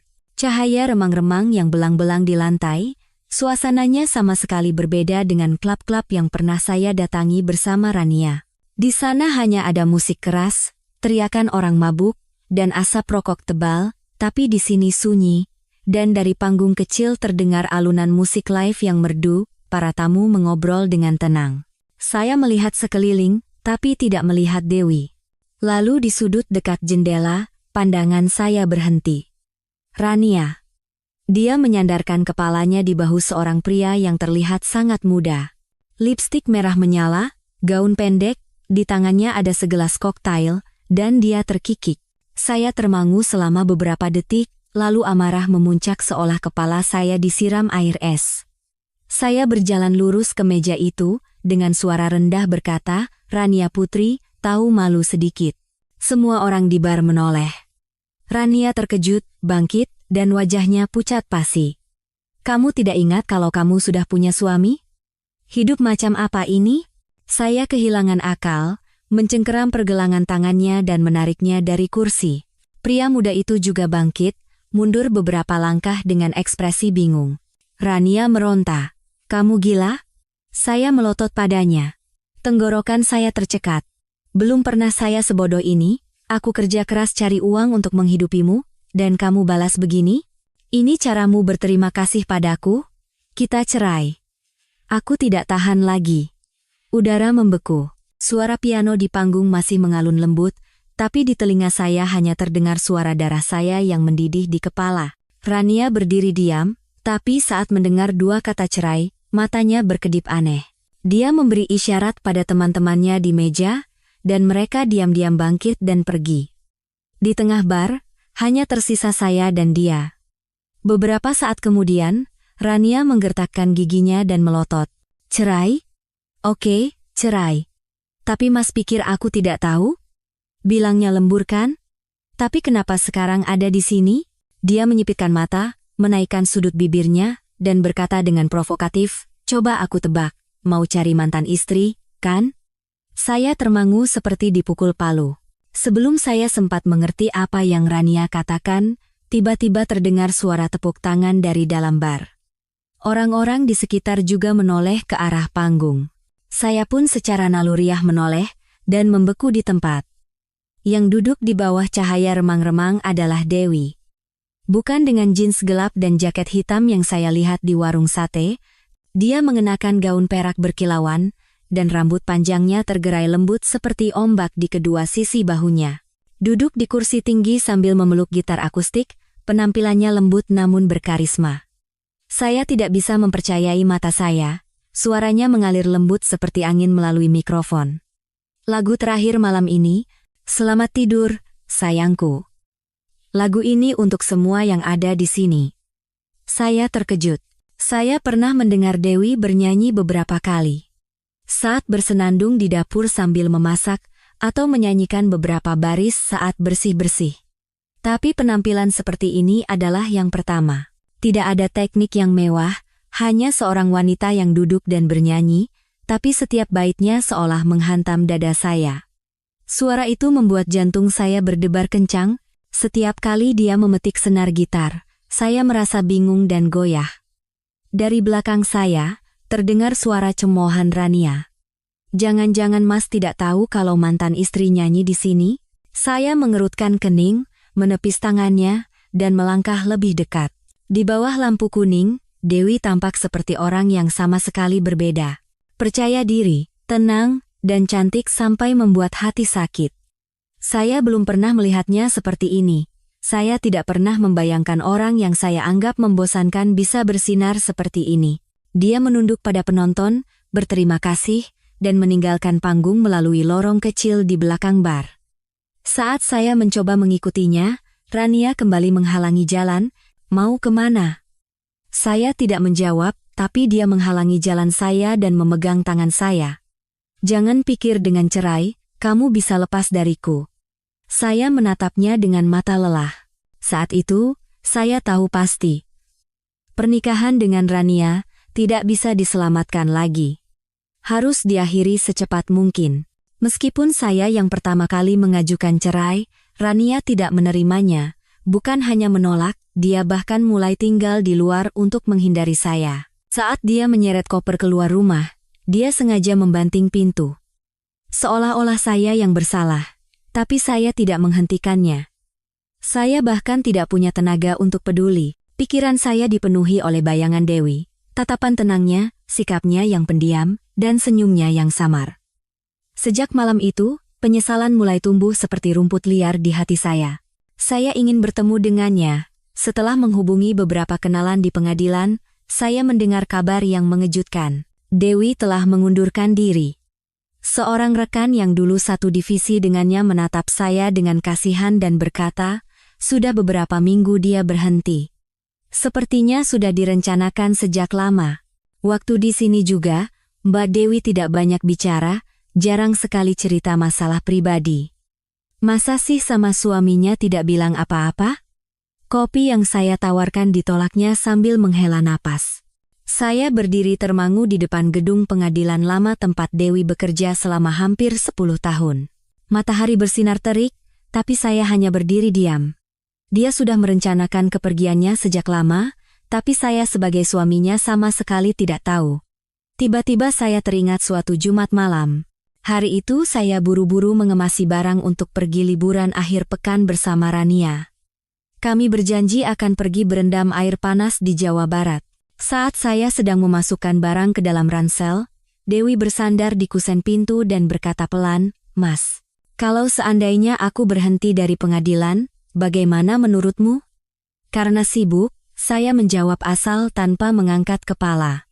Pekerjaan sudah stabil, kenapa berhenti? Lagi pula kalau orang tua tahu, pasti akan mengomel panjang lebar. Setelah itu, Dia terdiam. Sejak hari itu, dia tidak pernah membahasnya lagi. Saya bukan hanya tidak bertanya, saya menganggapnya angin lalu. Sekarang kalau dipikir-pikir, saya benar-benar buruk. Dewi tidak lagi berbicara karena dia tahu tidak ada yang akan mendengarkan, dan saya tidak pernah sekalipun mendengarkannya dengan tulus. Saya hampir menjelajahi seluruh Jakarta.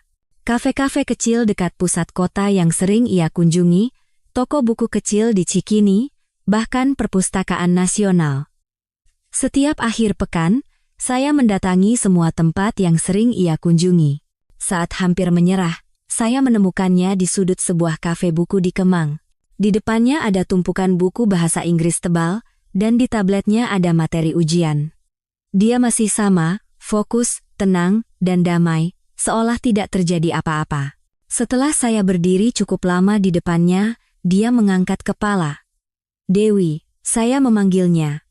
Nama yang akrab itu hari ini terasa tercekat di tenggorokan. Dia menatap saya. Tatapan itu begitu asing dan jauh hingga membuat hati saya sakit. Tidak ada lagi kelembutan, yang ada hanya rasa jijik yang jelas. Bukan marah atau mencela, tapi rasa jijik seperti melihat orang asing yang benar-benar tidak ingin ditemui lagi. Dia tidak menjawab dan kembali membaca bukunya. Saya melirik materi-materi itu dan menemukan buku latihan IELTS. Mau kuliah di luar negeri? Saya bertanya tanpa sengaja. Dewi tidak menjawab. Saya menarik kursi dan duduk di seberangnya, menghela napas panjang. Aku salah, Dewi. Saya memulai. Suara saya serak seperti jantung saya yang diremas. Dulu aku pikir aku tidak mencintaimu, tapi ternyata aku bahkan tidak mengerti diriku sendiri. Sekarang aku baru sadar, aku mencintaimu. Caramu diam-diam ada di sisiku, sikapmu yang baik dan lembut, bahkan tatapanmu dulu saat menatapku. Saya terus berbicara. Saya berharap jika dia mendengarkan dan mau duduk sebentar lagi, saya akan punya kesempatan untuk memperbaiki semuanya. Dewi tidak memotong. Dia hanya duduk, tidak membantah, tidak setuju, tidak mengangguk. Dalam hati saya senang, berpikir mungkin hatinya goyah. Tapi sebelum saya selesai berbicara, dia bangkit, buku, iPad, dan earphone, semuanya ia rapikan dan masukkan ke dalam tas. Saat akan pergi, dia berhenti sejenak di samping saya, dan melontarkan satu kalimat yang menusuk jantung saya. Kamu benar atau tidak, aku tidak peduli. Dan seperti yang kamu lihat, aku tidak ingin bertemu denganmu lagi. Sangat tidak menyenangkan. Setelah mengatakan itu, dia pergi dengan cepat dari kafe tanpa menoleh. Saya duduk termangu. Baru pertama kali saya tahu Dewi punya sisi setegas ini. Wajahnya yang marah sambil mengerutkan kening itu anehnya terasa manis. Terdengar suara lonceng berdering dari pintu kafe. Dia keluar dengan cepat tanpa menoleh. Saya buru-buru mengejarnya. Jantung saya berdebar kencang. Karena takut akan kehilangan sesuatu yang penting. Saat itu, dari seberang jalan, beberapa anak kecil berlari mengejar balon warna-warni yang melayang di udara. Saya tahu dia melihat anak-anak itu, tapi saya secara naluriah mendekat dan menarik tangannya dengan lembut. Saat tangan saya menyentuh pergelangan tangannya yang ramping, telapak tangan saya terasa kesetrum. Perasaan itu akrab sekaligus asing. Seperti menyentuh kenangan lama. Tiba-tiba saya teringat hari itu. Kencan buta terakhir yang saya ikuti karena desakan orang tua. Baginya, itu kencan buta pertama. Setelah makan siang, tiba-tiba hujan deras, dan dia mengeluarkan payung lipat dari tasnya dan menatap saya. Mau pakai bareng? Saya menerima payung itu dengan canggung. Di tengah hujan, kami berjalan perlahan berdampingan di jalanan. Saat itu, sebuah bus melaju kencang dan menyipratkan air kotor. Saya secara refleks menariknya ke arah saya. Itulah saat pertama kali kami berpegangan tangan. Sama seperti perasaan saat ini, mengejutkan namun manis. Tapi Dewi menepis tangan saya dan menarik saya kembali ke kenyataan yang kejam. Wajahnya dipenuhi amarah. Tolong berhenti menggangguku. Bima, apa kamu tidak punya malu? Kata-kata itu menusuk dada saya seperti pisau dingin. Tapi semakin ditolak, saya semakin menyesal dan semakin menyadari betapa bodohnya saya. Saya menghela napas dan berkata pelan. Aku akui aku buta. Tapi kamu juga tidak pernah tulus padaku kan? Benar? Saya menatap matanya lurus dan menuntut. Kamu bisa main skate, main gitar, nyanyi di bar, makan sate sampai larut malam, dan aku sama sekali tidak tahu semua itu. Apa jangan-jangan karena pria malam itu? Suasana tiba-tiba menjadi berat. Dia terdiam, ekspresinya tidak berubah, tapi tatapannya menjadi dingin. Dewi masih menolak saya dengan tegas dan lembut, tapi di dalam hati saya masih ada secercah harapan. Dia bilang pria yang bersamanya hanya pemilik bar, dan dia baru bernyanyi 1 atau 2 bulan setelah perceraian. Bagaimana bisa 1 atau 2 bulan dibandingkan dengan 6 atau 7 tahun pernikahan? Saya tidak berani bertanya lebih lanjut karena takut membuatnya kesal, hanya bisa berpesan dengan ragu, hati-hati di jalan. Jaga kesehatan, kalau ada apa-apa, telepon saja kapanpun. Dewi tidak menjawab, hanya mengangguk kecil dan membuka pintu taksi. Tiba-tiba saya berteriak, mobil yang kuberikan padamu bagaimana? Dia menoleh. Suaranya tenang. Sudah kujual. Pintu mobil tertutup, dan taksi itu menghilang di antara keramaian orang dan klakson di persimpangan. Saya membeku di tempat. Dijual. Mobil itu adalah hadiah pertama yang saya berikan padanya setelah menikah. Meskipun kemudian lebih sering saya yang pakai, itu tetap mobil pertama atas namanya, dan janji saya suatu saat. Saya tidak percaya. Dada saya terasa hampa. Dengan marah saya pulang. Begitu membuka pintu, Rania sudah duduk di sofa. Wajahnya masam, dan di atas meja ada beberapa foto berserakan. Sebelum saya sempat memahami situasinya, dia bangkit dan menunjuk wajah saya. Hebat sekali ya, pergi menemui wanita itu, sampai pegangan tangan di jalan. Saya melirik foto-foto itu. Tepat saat saya memegang tangan Dewi, untuk menghindarkannya dari anak-anak yang berlarian. Tidak ada yang mencurigakan, tapi dia mengamuk. Kamu mengawasiku? Iya, memangnya kenapa? Bertemu diam-diam lalu pura-pura baik. Kamu pikir aku bodoh? Saya merendahkan suara. Aku dan Dewi tidak ada hubungan apa-apa. Rania mencibir dan melipat tangan. Tidak ada hubungan apa-apa kok, tatapannya begitu mesra dan pegangan tangan? Baik, aku akan ceraikan kamu, tapi jangan harap bisa bawa apa-apa. Rumah ini, uang ini, semuanya. Kamu keluar dengan tangan kosong. Ah, saya termangu karena terkejut. Saya tidak percaya dengan apa yang saya dengar. Saya menatap wanita di depan saya. Orang yang pernah begitu saya cintai dan sayangi. Sekarang dia berteriak tanpa malu, setengah dari hartaku akan kuambil. Kalau tidak, jangan harap bisa cerai. Saya menatap Rania dan menyadari bahwa dia bukan lagi wanita yang pernah saya pilih. Bukan dia yang berubah, tapi saya yang terlalu lama buta. Ternyata yang Rania cintai dari awal sampai akhir hanyalah uang saya. Baru saat itulah saya benar-benar mengerti bahwa cinta di matanya sebenarnya hanyalah angka-angka di rekening bank. Tapi saya tidak menyangka Rania akan datang ke kantor saya dan meluapkan amarahnya. Proyek hampir selesai, tinggal beberapa langkah lagi menuju penyelesaian. Dia berlari ke kantor seperti orang gila, memaki-maki, mengambil foto, dan merekam video lalu menyebarkannya di media sosial. Reputasi pribadi dan kepercayaan profesional saya hancur. Manajer menyarankan saya mengambil cuti panjang untuk menyelesaikan masalah pribadi. Saya tahu itu adalah pemberitahuan PHK secara tidak langsung. Sehari kemudian, orang lain menggantikan saya sebagai ketua tim proyek yang telah saya kerjakan selama setengah tahun. Saya benar-benar hancur. Selama 3 hari, saya mengurung diri di rumah seperti orang linglung. Tidak menyalakan lampu, gorden tertutup rapat, dan mengabaikan semua telepon. Akhirnya saya mengangkat telepon dan menelepon Dewi, tapi yang terdengar hanyalah suara mesin yang dingin, nomor yang Anda tuju sedang tidak dapat dihubungi. Setelah mencari di internet, saya baru tahu dia telah memblokir saya. Saya meminta ibu saya untuk menelepon, tapi hasilnya sama. Kenapa cari Dewi lagi? Sudah sadar sekarang? Suara ibu saya tajam. Lalu dia berkata jangan khawatir, ada cara untuk membuatnya kembali, hanya butuh waktu. Saya tidak berkata apa-apa lagi, hanya menjawab iya dan menutup telepon. Saat hendak keluar, Rania sudah menunggu di depan pintu. Dia memegang ponsel dan menelepon polisi, berteriak meminta dibukakan pintu rumah. Saya menatapnya dan berkata dingin, "Kalau ada yang mau dibicarakan, nanti saja, aku ada urusan." Sebelum dia sempat membuka mulut, saya menutup pintu dan mengunci gerbang besi di luar. Rania menggedor-gedor pintu sambil berteriak, "Kamu blokir kartu kreditku?" Saya menoleh dan mencibir. "Memangnya aku akan biarkan kamu pakai semuanya?" "Rania, ini terakhir kalinya aku bilang. Cerai dan keluar dengan tangan kosong, atau tetap dalam pernikahan ini, dan tidak akan dapat sepeser pun dariku." Saya tidak ingin berdebat lagi dengan Rania. Keesokan paginya, saya langsung mengendarai mobil ke kampung halaman untuk bertemu orang tua saya. Ada yang harus saya jelaskan.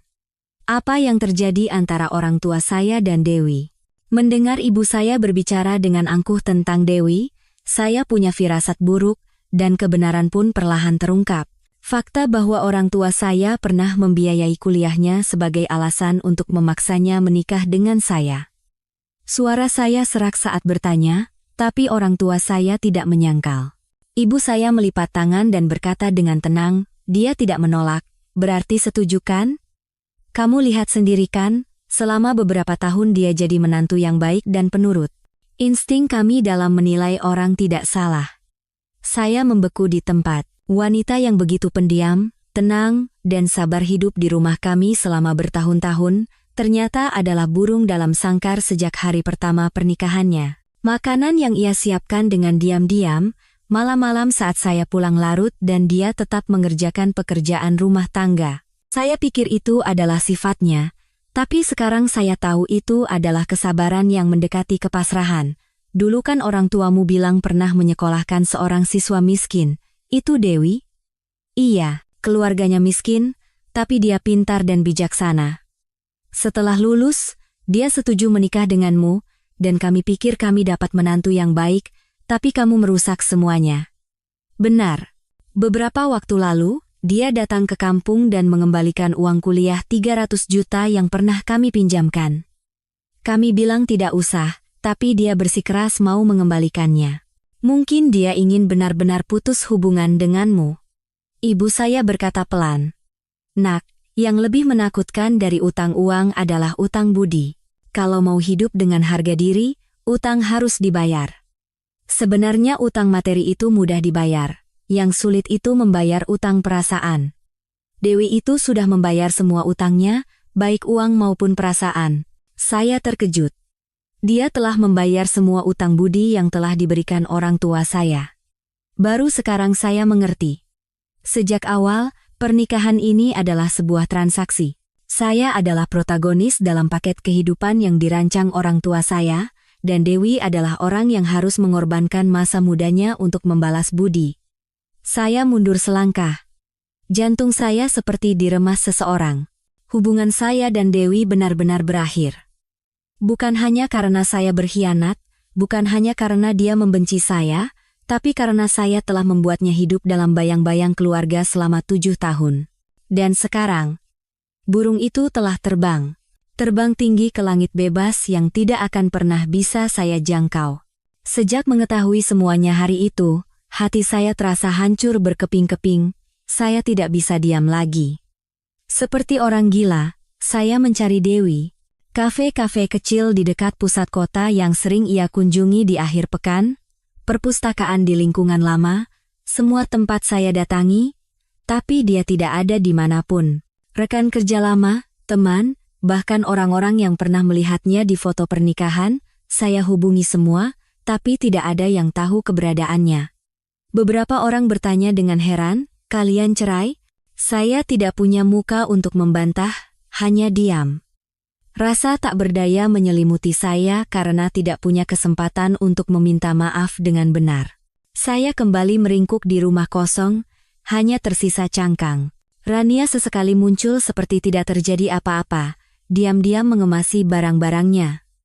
Saya tidak peduli jika dia mengambil semuanya. Suatu malam, saya mendengar percakapannya di telepon, janjian dengan seorang teman di sebuah bar di Jakarta.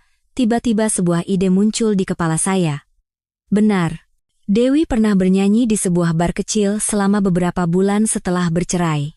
Saya buru-buru mengambil kunci mobil dan melesat ke sana. Hari pertama, saya duduk dari sore sampai larut malam, tapi tidak melihat orang yang saya kenal.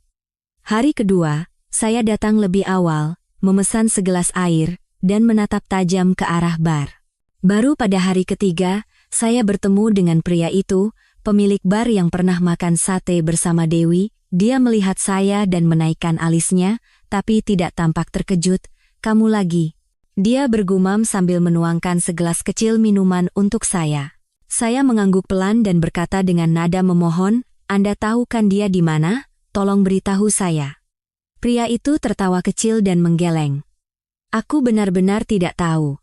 Aku hanya dengar dia ingin pulang kampung sebentar." "Kampungnya di mana?" "Aku juga tidak tahu." Saya termangu. Sesuatu yang samar melintas di kepala saya. Kampung halaman. Mengingat-ingat kembali, di tahun pertama pernikahan, Dewi pernah berkata ingin pulang kampung. Kampungnya di Wonosobo, Jawa Tengah, sebuah desa terpencil di pegunungan. Waktu itu saya ingin ikut, tapi orang tua saya melarang karena berbahaya dan jauh.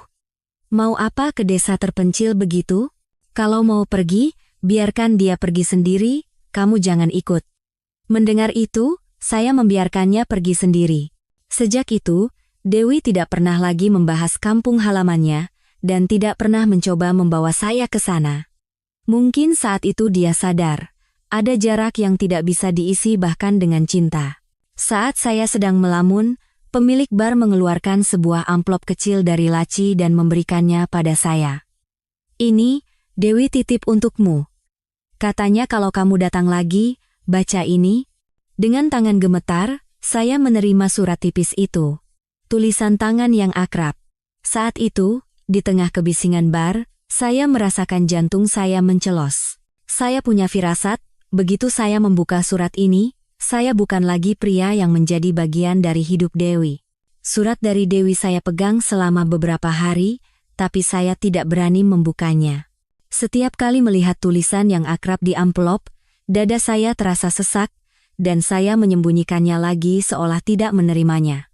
Alih-alih menghadapinya, saya memilih untuk lari. Seperti cara hidup Rania, saya mulai mabuk setiap malam.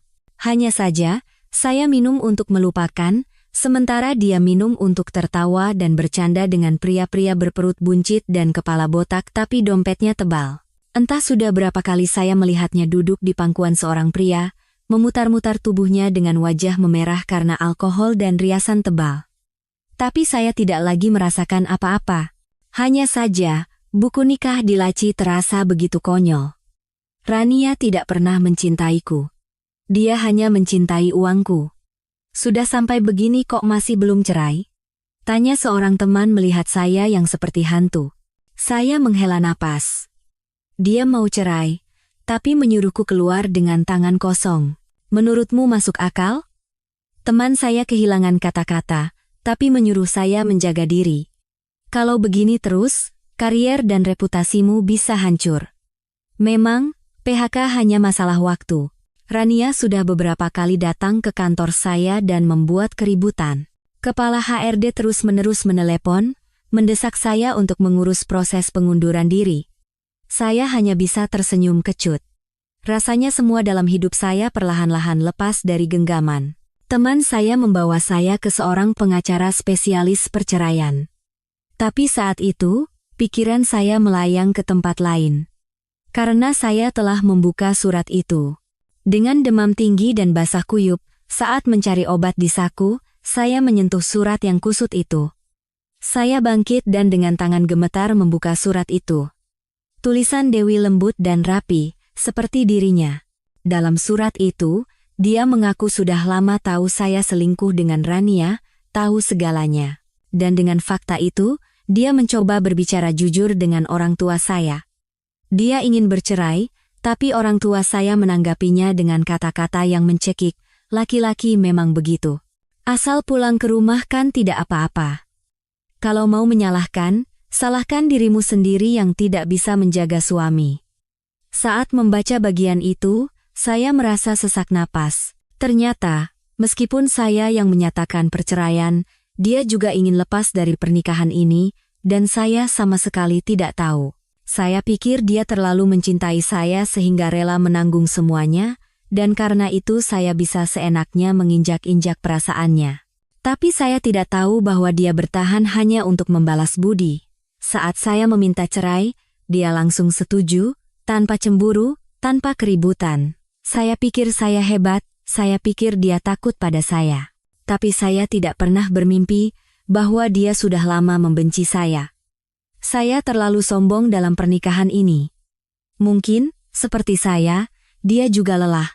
Tapi dia bertahan karena utang budi, dan saya salah mengira dia memaafkan semuanya karena cinta. Saya pikir dia bodoh dan menipunya, tapi ternyata sayalah yang disayangi. Membaca 2 kalimat terakhir surat itu, air mata saya mengalir. Kurasa 300 juta dan seluruh masa mudaku sudah cukup untuk membayar apa yang disebut utang budi itu. Bima, aku juga baru sadar. Mungkin aku pernah menyukaimu, tapi sepertinya bukan cinta. Baru sekarang aku mengerti ucapan bahwa kegagalan seorang pria adalah saat ia tiba-tiba membuat wanita baik, cantik, dan penuh kasih yang pernah mencintainya menjadi acuh tak acuh. Saya bertemu Dewi lagi di suatu sore yang aneh. Tepat di hari saya pergi ke pengadilan untuk mendaftarkan gugatan cerai terhadap Rania. Dewi berdiri di koridor, membagikan bubble tea dan roti kepada para pegawai pengadilan.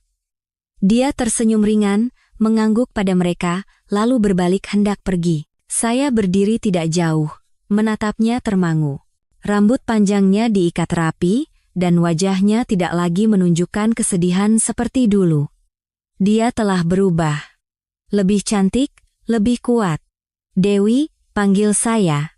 Dia berhenti dan menoleh. Tatapannya tidak goyah sedikit pun. Saat saya mendekat dan hendak mengatakan sesuatu, dia lebih dulu membuka mulut, semoga perceraianmu berjalan lancar, suaranya tenang dan sopan. Seperti seorang kenalan lama yang mengucapkan selamat atas kelulusan universitas. Saya membeku di tempat. Kata-katanya benar. Perceraian tidak pernah mudah. Masalah pembagian harta saja sudah menjadi pertarungan yang panjang dan melelahkan. Saya dan Rania sama-sama tidak mau mengalah. Saya berpikir, jika dulu Dewi tidak menyetujui perceraian, apakah kami akan sampai seperti ini? Tapi hidup tidak punya jika. Sejak hari itu, melalui seorang kenalan di pengadilan, saya mendengar kabar Dewi akan segera berangkat ke luar negeri. Dia lulus ujian IELTS dan diterima di sebuah universitas di luar negeri. Dia memilih untuk melanjutkan studi. Jalan yang seharusnya sudah ia tempuh jika tidak berkorban untuk keluarga dan saya. Di hari kepergiannya, saya datang pagi-pagi ke Bandara Soekarno-Hatta dan menunggu di lobi internasional. Hati saya campur aduk. Tapi yang mengejutkan, Rania juga ada di sana. Dia mengenakan gaun bunga-bunga yang sama seperti saat kami pertama kali bertemu. Dia mendekati saya dan tersenyum manis. Sayang, saya tidak tahu apa yang akan dia lakukan, hanya berdiri diam, tiba-tiba dia menangis. Dulu aku salah. Aku belum dewasa, jangan cerai ya.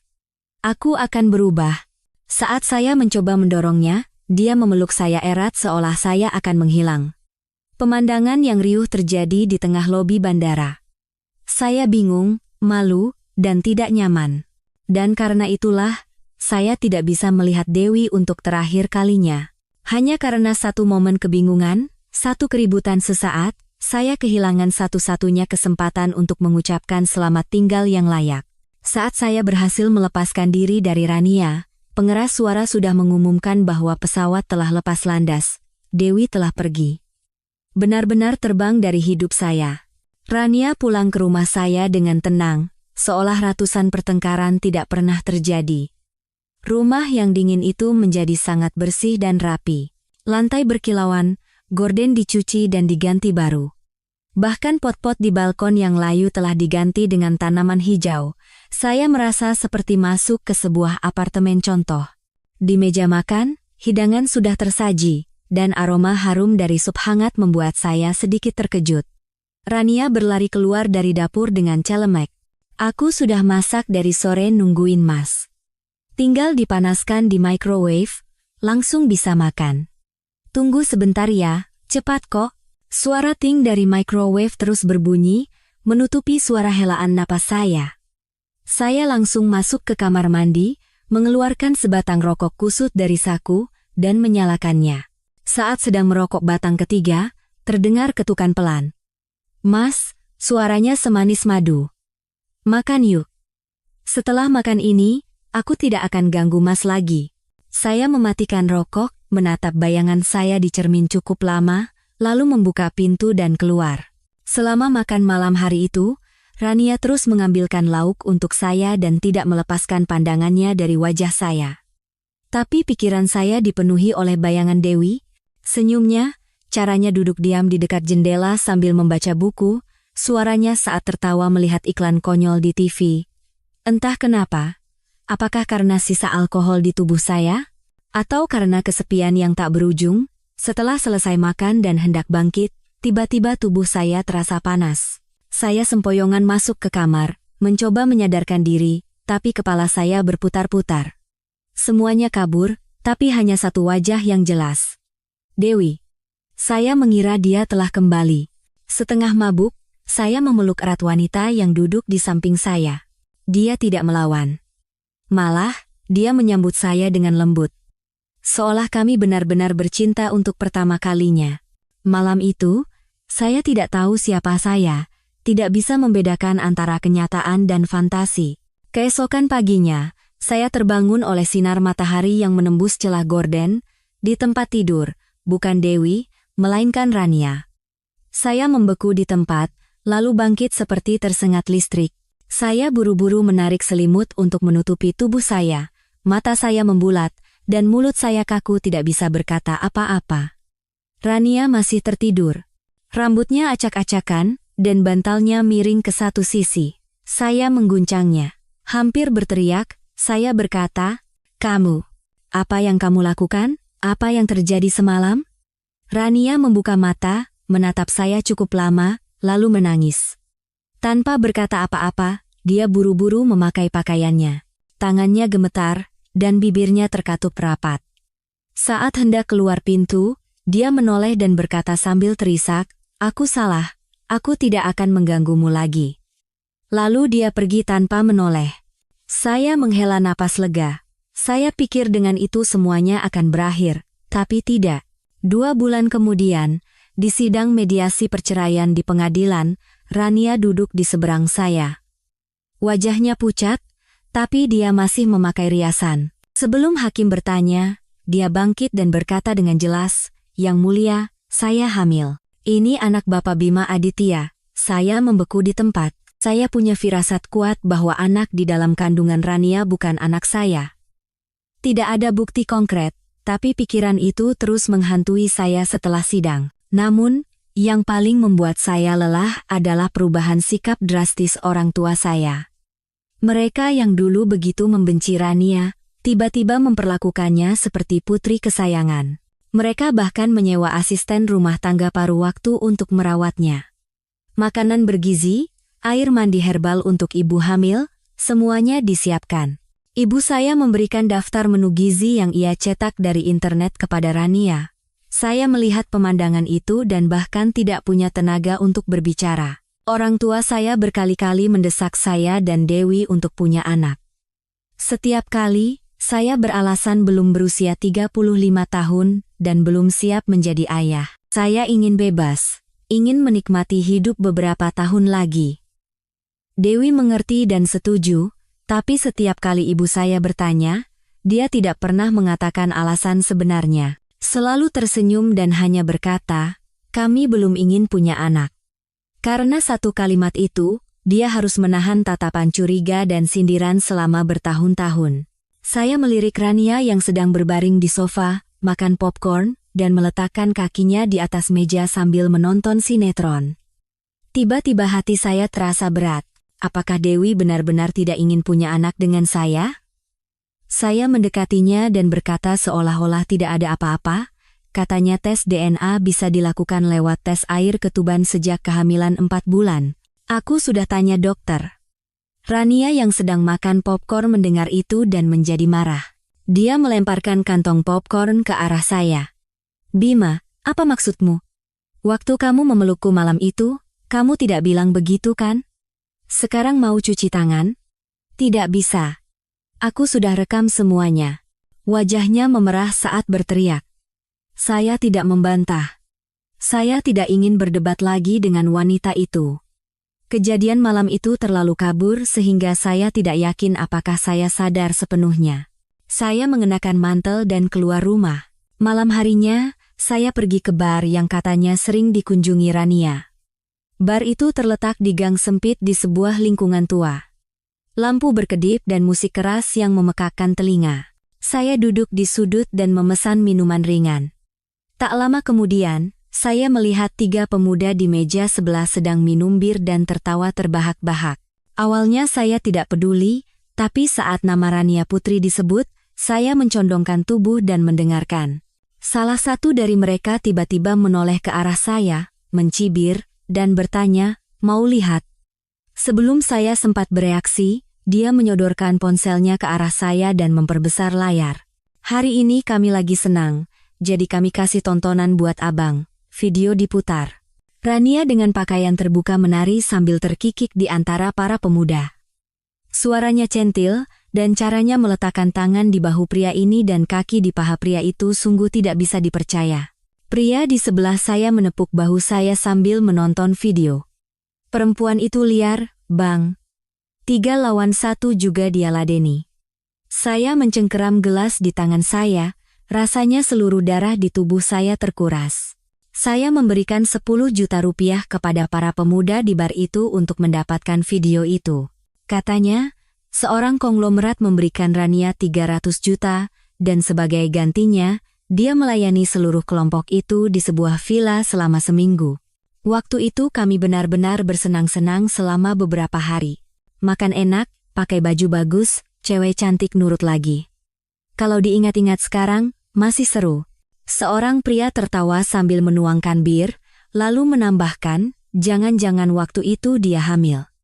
Mendengar itu, tubuh saya gemetar. Waktu di video itu hanya beberapa hari sebelum Rania datang ke rumah saya dan berbohong tentang kehamilannya. Saat tiba di rumah, sudah hampir tengah malam. Rania masih terjaga, berbaring di sofa menonton film.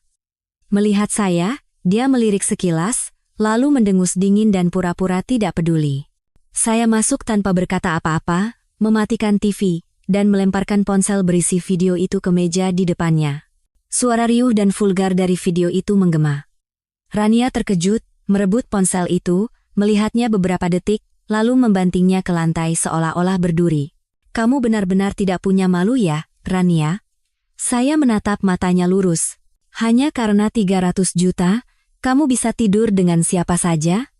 Saya sengaja berbicara dengan kasar dan menyakitkan. Saya berharap dia merasa malu dan melepaskan saya. Tapi tidak. Dia berteriak histeris, "Apa maksudmu? Anak ini anakmu, jangan menyangkal." Saya melihat wajahnya yang memerah, matanya yang melotot, dan kata-kata yang keluar tanpa henti. Saya terdiam. Saya semakin merasa bahwa saya sendiri sudah tidak waras. Saya tahu psikologi saya mulai terganggu, tapi saya tidak peduli. Saya menggertakkan gigi, tidak mau mengaku. "Kalau begitu, video ini akan aku tunjukkan pada orang tua kita. Kita lihat saja seberapa bangganya mereka. Perusahaan tempatmu bekerja, sekolahmu, semua orang yang kamu kenal, aku bisa kirim kemana saja." Sebelum saya selesai berbicara, sesuatu yang dingin menusuk pinggang saya. Itu adalah pisau buah yang selalu ia letakkan di samping meja makan. Rania menusuk saya tanpa ragu, dengan tatapan dingin. Saya diliputi rasa takut, darah menyembur. Saya mencoba menutupi luka dan mendorongnya. Pisau itu terlepas dari tangannya dan mengenai lengannya. Dia meluapkan amarahnya, memukuli saya seperti orang gila. Saat saya jatuh ke lantai dingin karena kehabisan darah, yang terakhir saya lihat adalah Mursum Rania yang berteriak histeris. Lukanya dalam, tapi untungnya saya segera dilarikan ke rumah sakit.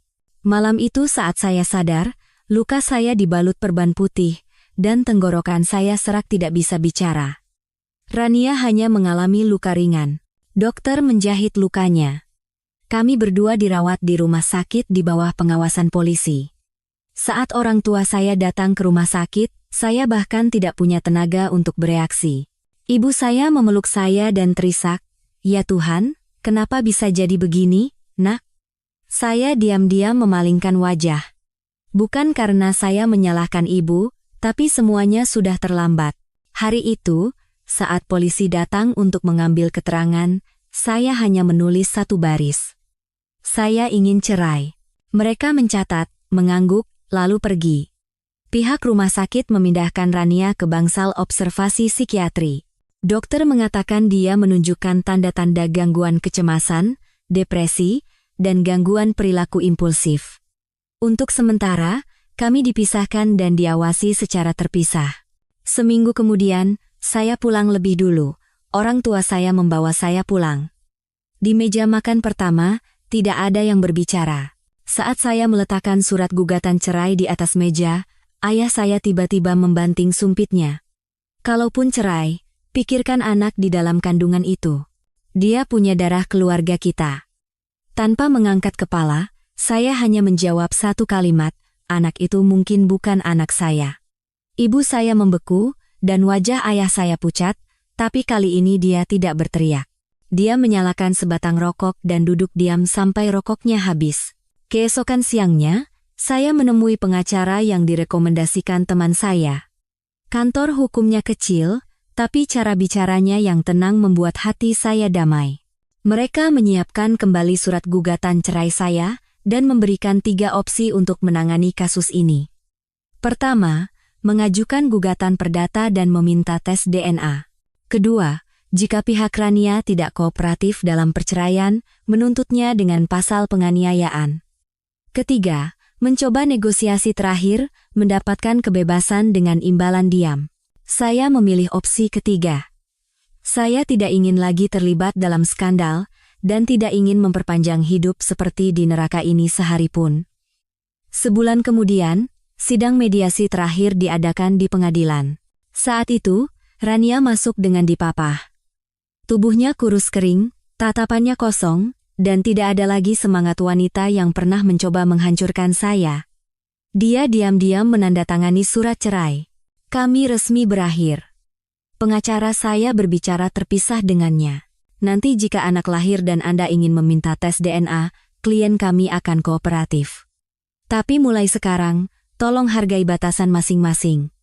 Dia tidak menjawab, hanya pergi dari pengadilan dengan diam. Punggungnya tampak seperti bayangan yang tidak punya tempat bersandar. Saya kembali ke rumah lama, melepas gorden sendiri, dan membereskan barang-barang. Di pot balkon, saya menanam petunia, bunga kesukaan Dewi. Teman-teman lama datang menghibur. Semua sudah berlalu. Semangat, kamu masih muda, bisa mulai lagi. Saya tidak ingin sendirian di tempat yang penuh kenangan sedih itu, jadi saya menyewa sebuah studio kecil dekat kantor lama dan pindah. Awalnya orang tua saya marah, tapi setelah mengetahui kebenaran di balik video dan kesaksian teman-teman, mereka tidak lagi berkata apa-apa. Saya tidak lagi peduli apakah anak itu anak saya atau bukan. Saya hanya meninggalkan sedikit uang agar dia bisa memeriksakan kandungan, melahirkan, dan hidup stabil untuk sementara waktu. Sisa hidupnya adalah tanggung jawabnya sendiri. Saya mencari Dewi. Dia sudah meninggalkan Indonesia, tapi saya mengirim email panjang yang menceritakan semuanya. Termasuk kesalahan-kesalahan paling bodoh saya. Saya tidak mengharapkan pengampunannya. Saya hanya berharap dia hidup bahagia. 2 tahun kemudian, saya memulai pekerjaan sederhana di sebuah kota kecil di pesisir. Saya hidup lebih sederhana, hemat, dan mandiri dari sebelumnya. Kadang-kadang saya bangun pagi dan jogging di sepanjang danau, melihat para lansia berolahraga dan anak-anak bersepeda, dan merasakan kedamaian di hati. Dewi membalas email saya hanya dengan 1 baris. Terima kasih sudah menulis dengan begitu jujur. Semoga kamu baik-baik saja, benar-benar baik-baik saja. Saya membiarkan surat itu di kotak masuk. Itu seperti cermin kecil yang memantulkan seberapa jauh saya tersesat, dan bahwa sekarang saya sedang menuju arah yang benar. Saya dengar, Rania pulang ke kampung halamannya setelah itu dan melahirkan anaknya sendirian. Katanya dia hampir tidak pernah berkomunikasi dengan siapapun, setiap orang harus menanggung akibat dari pilihannya. Mungkin dia juga perlahan-lahan mulai menyadari fakta itu.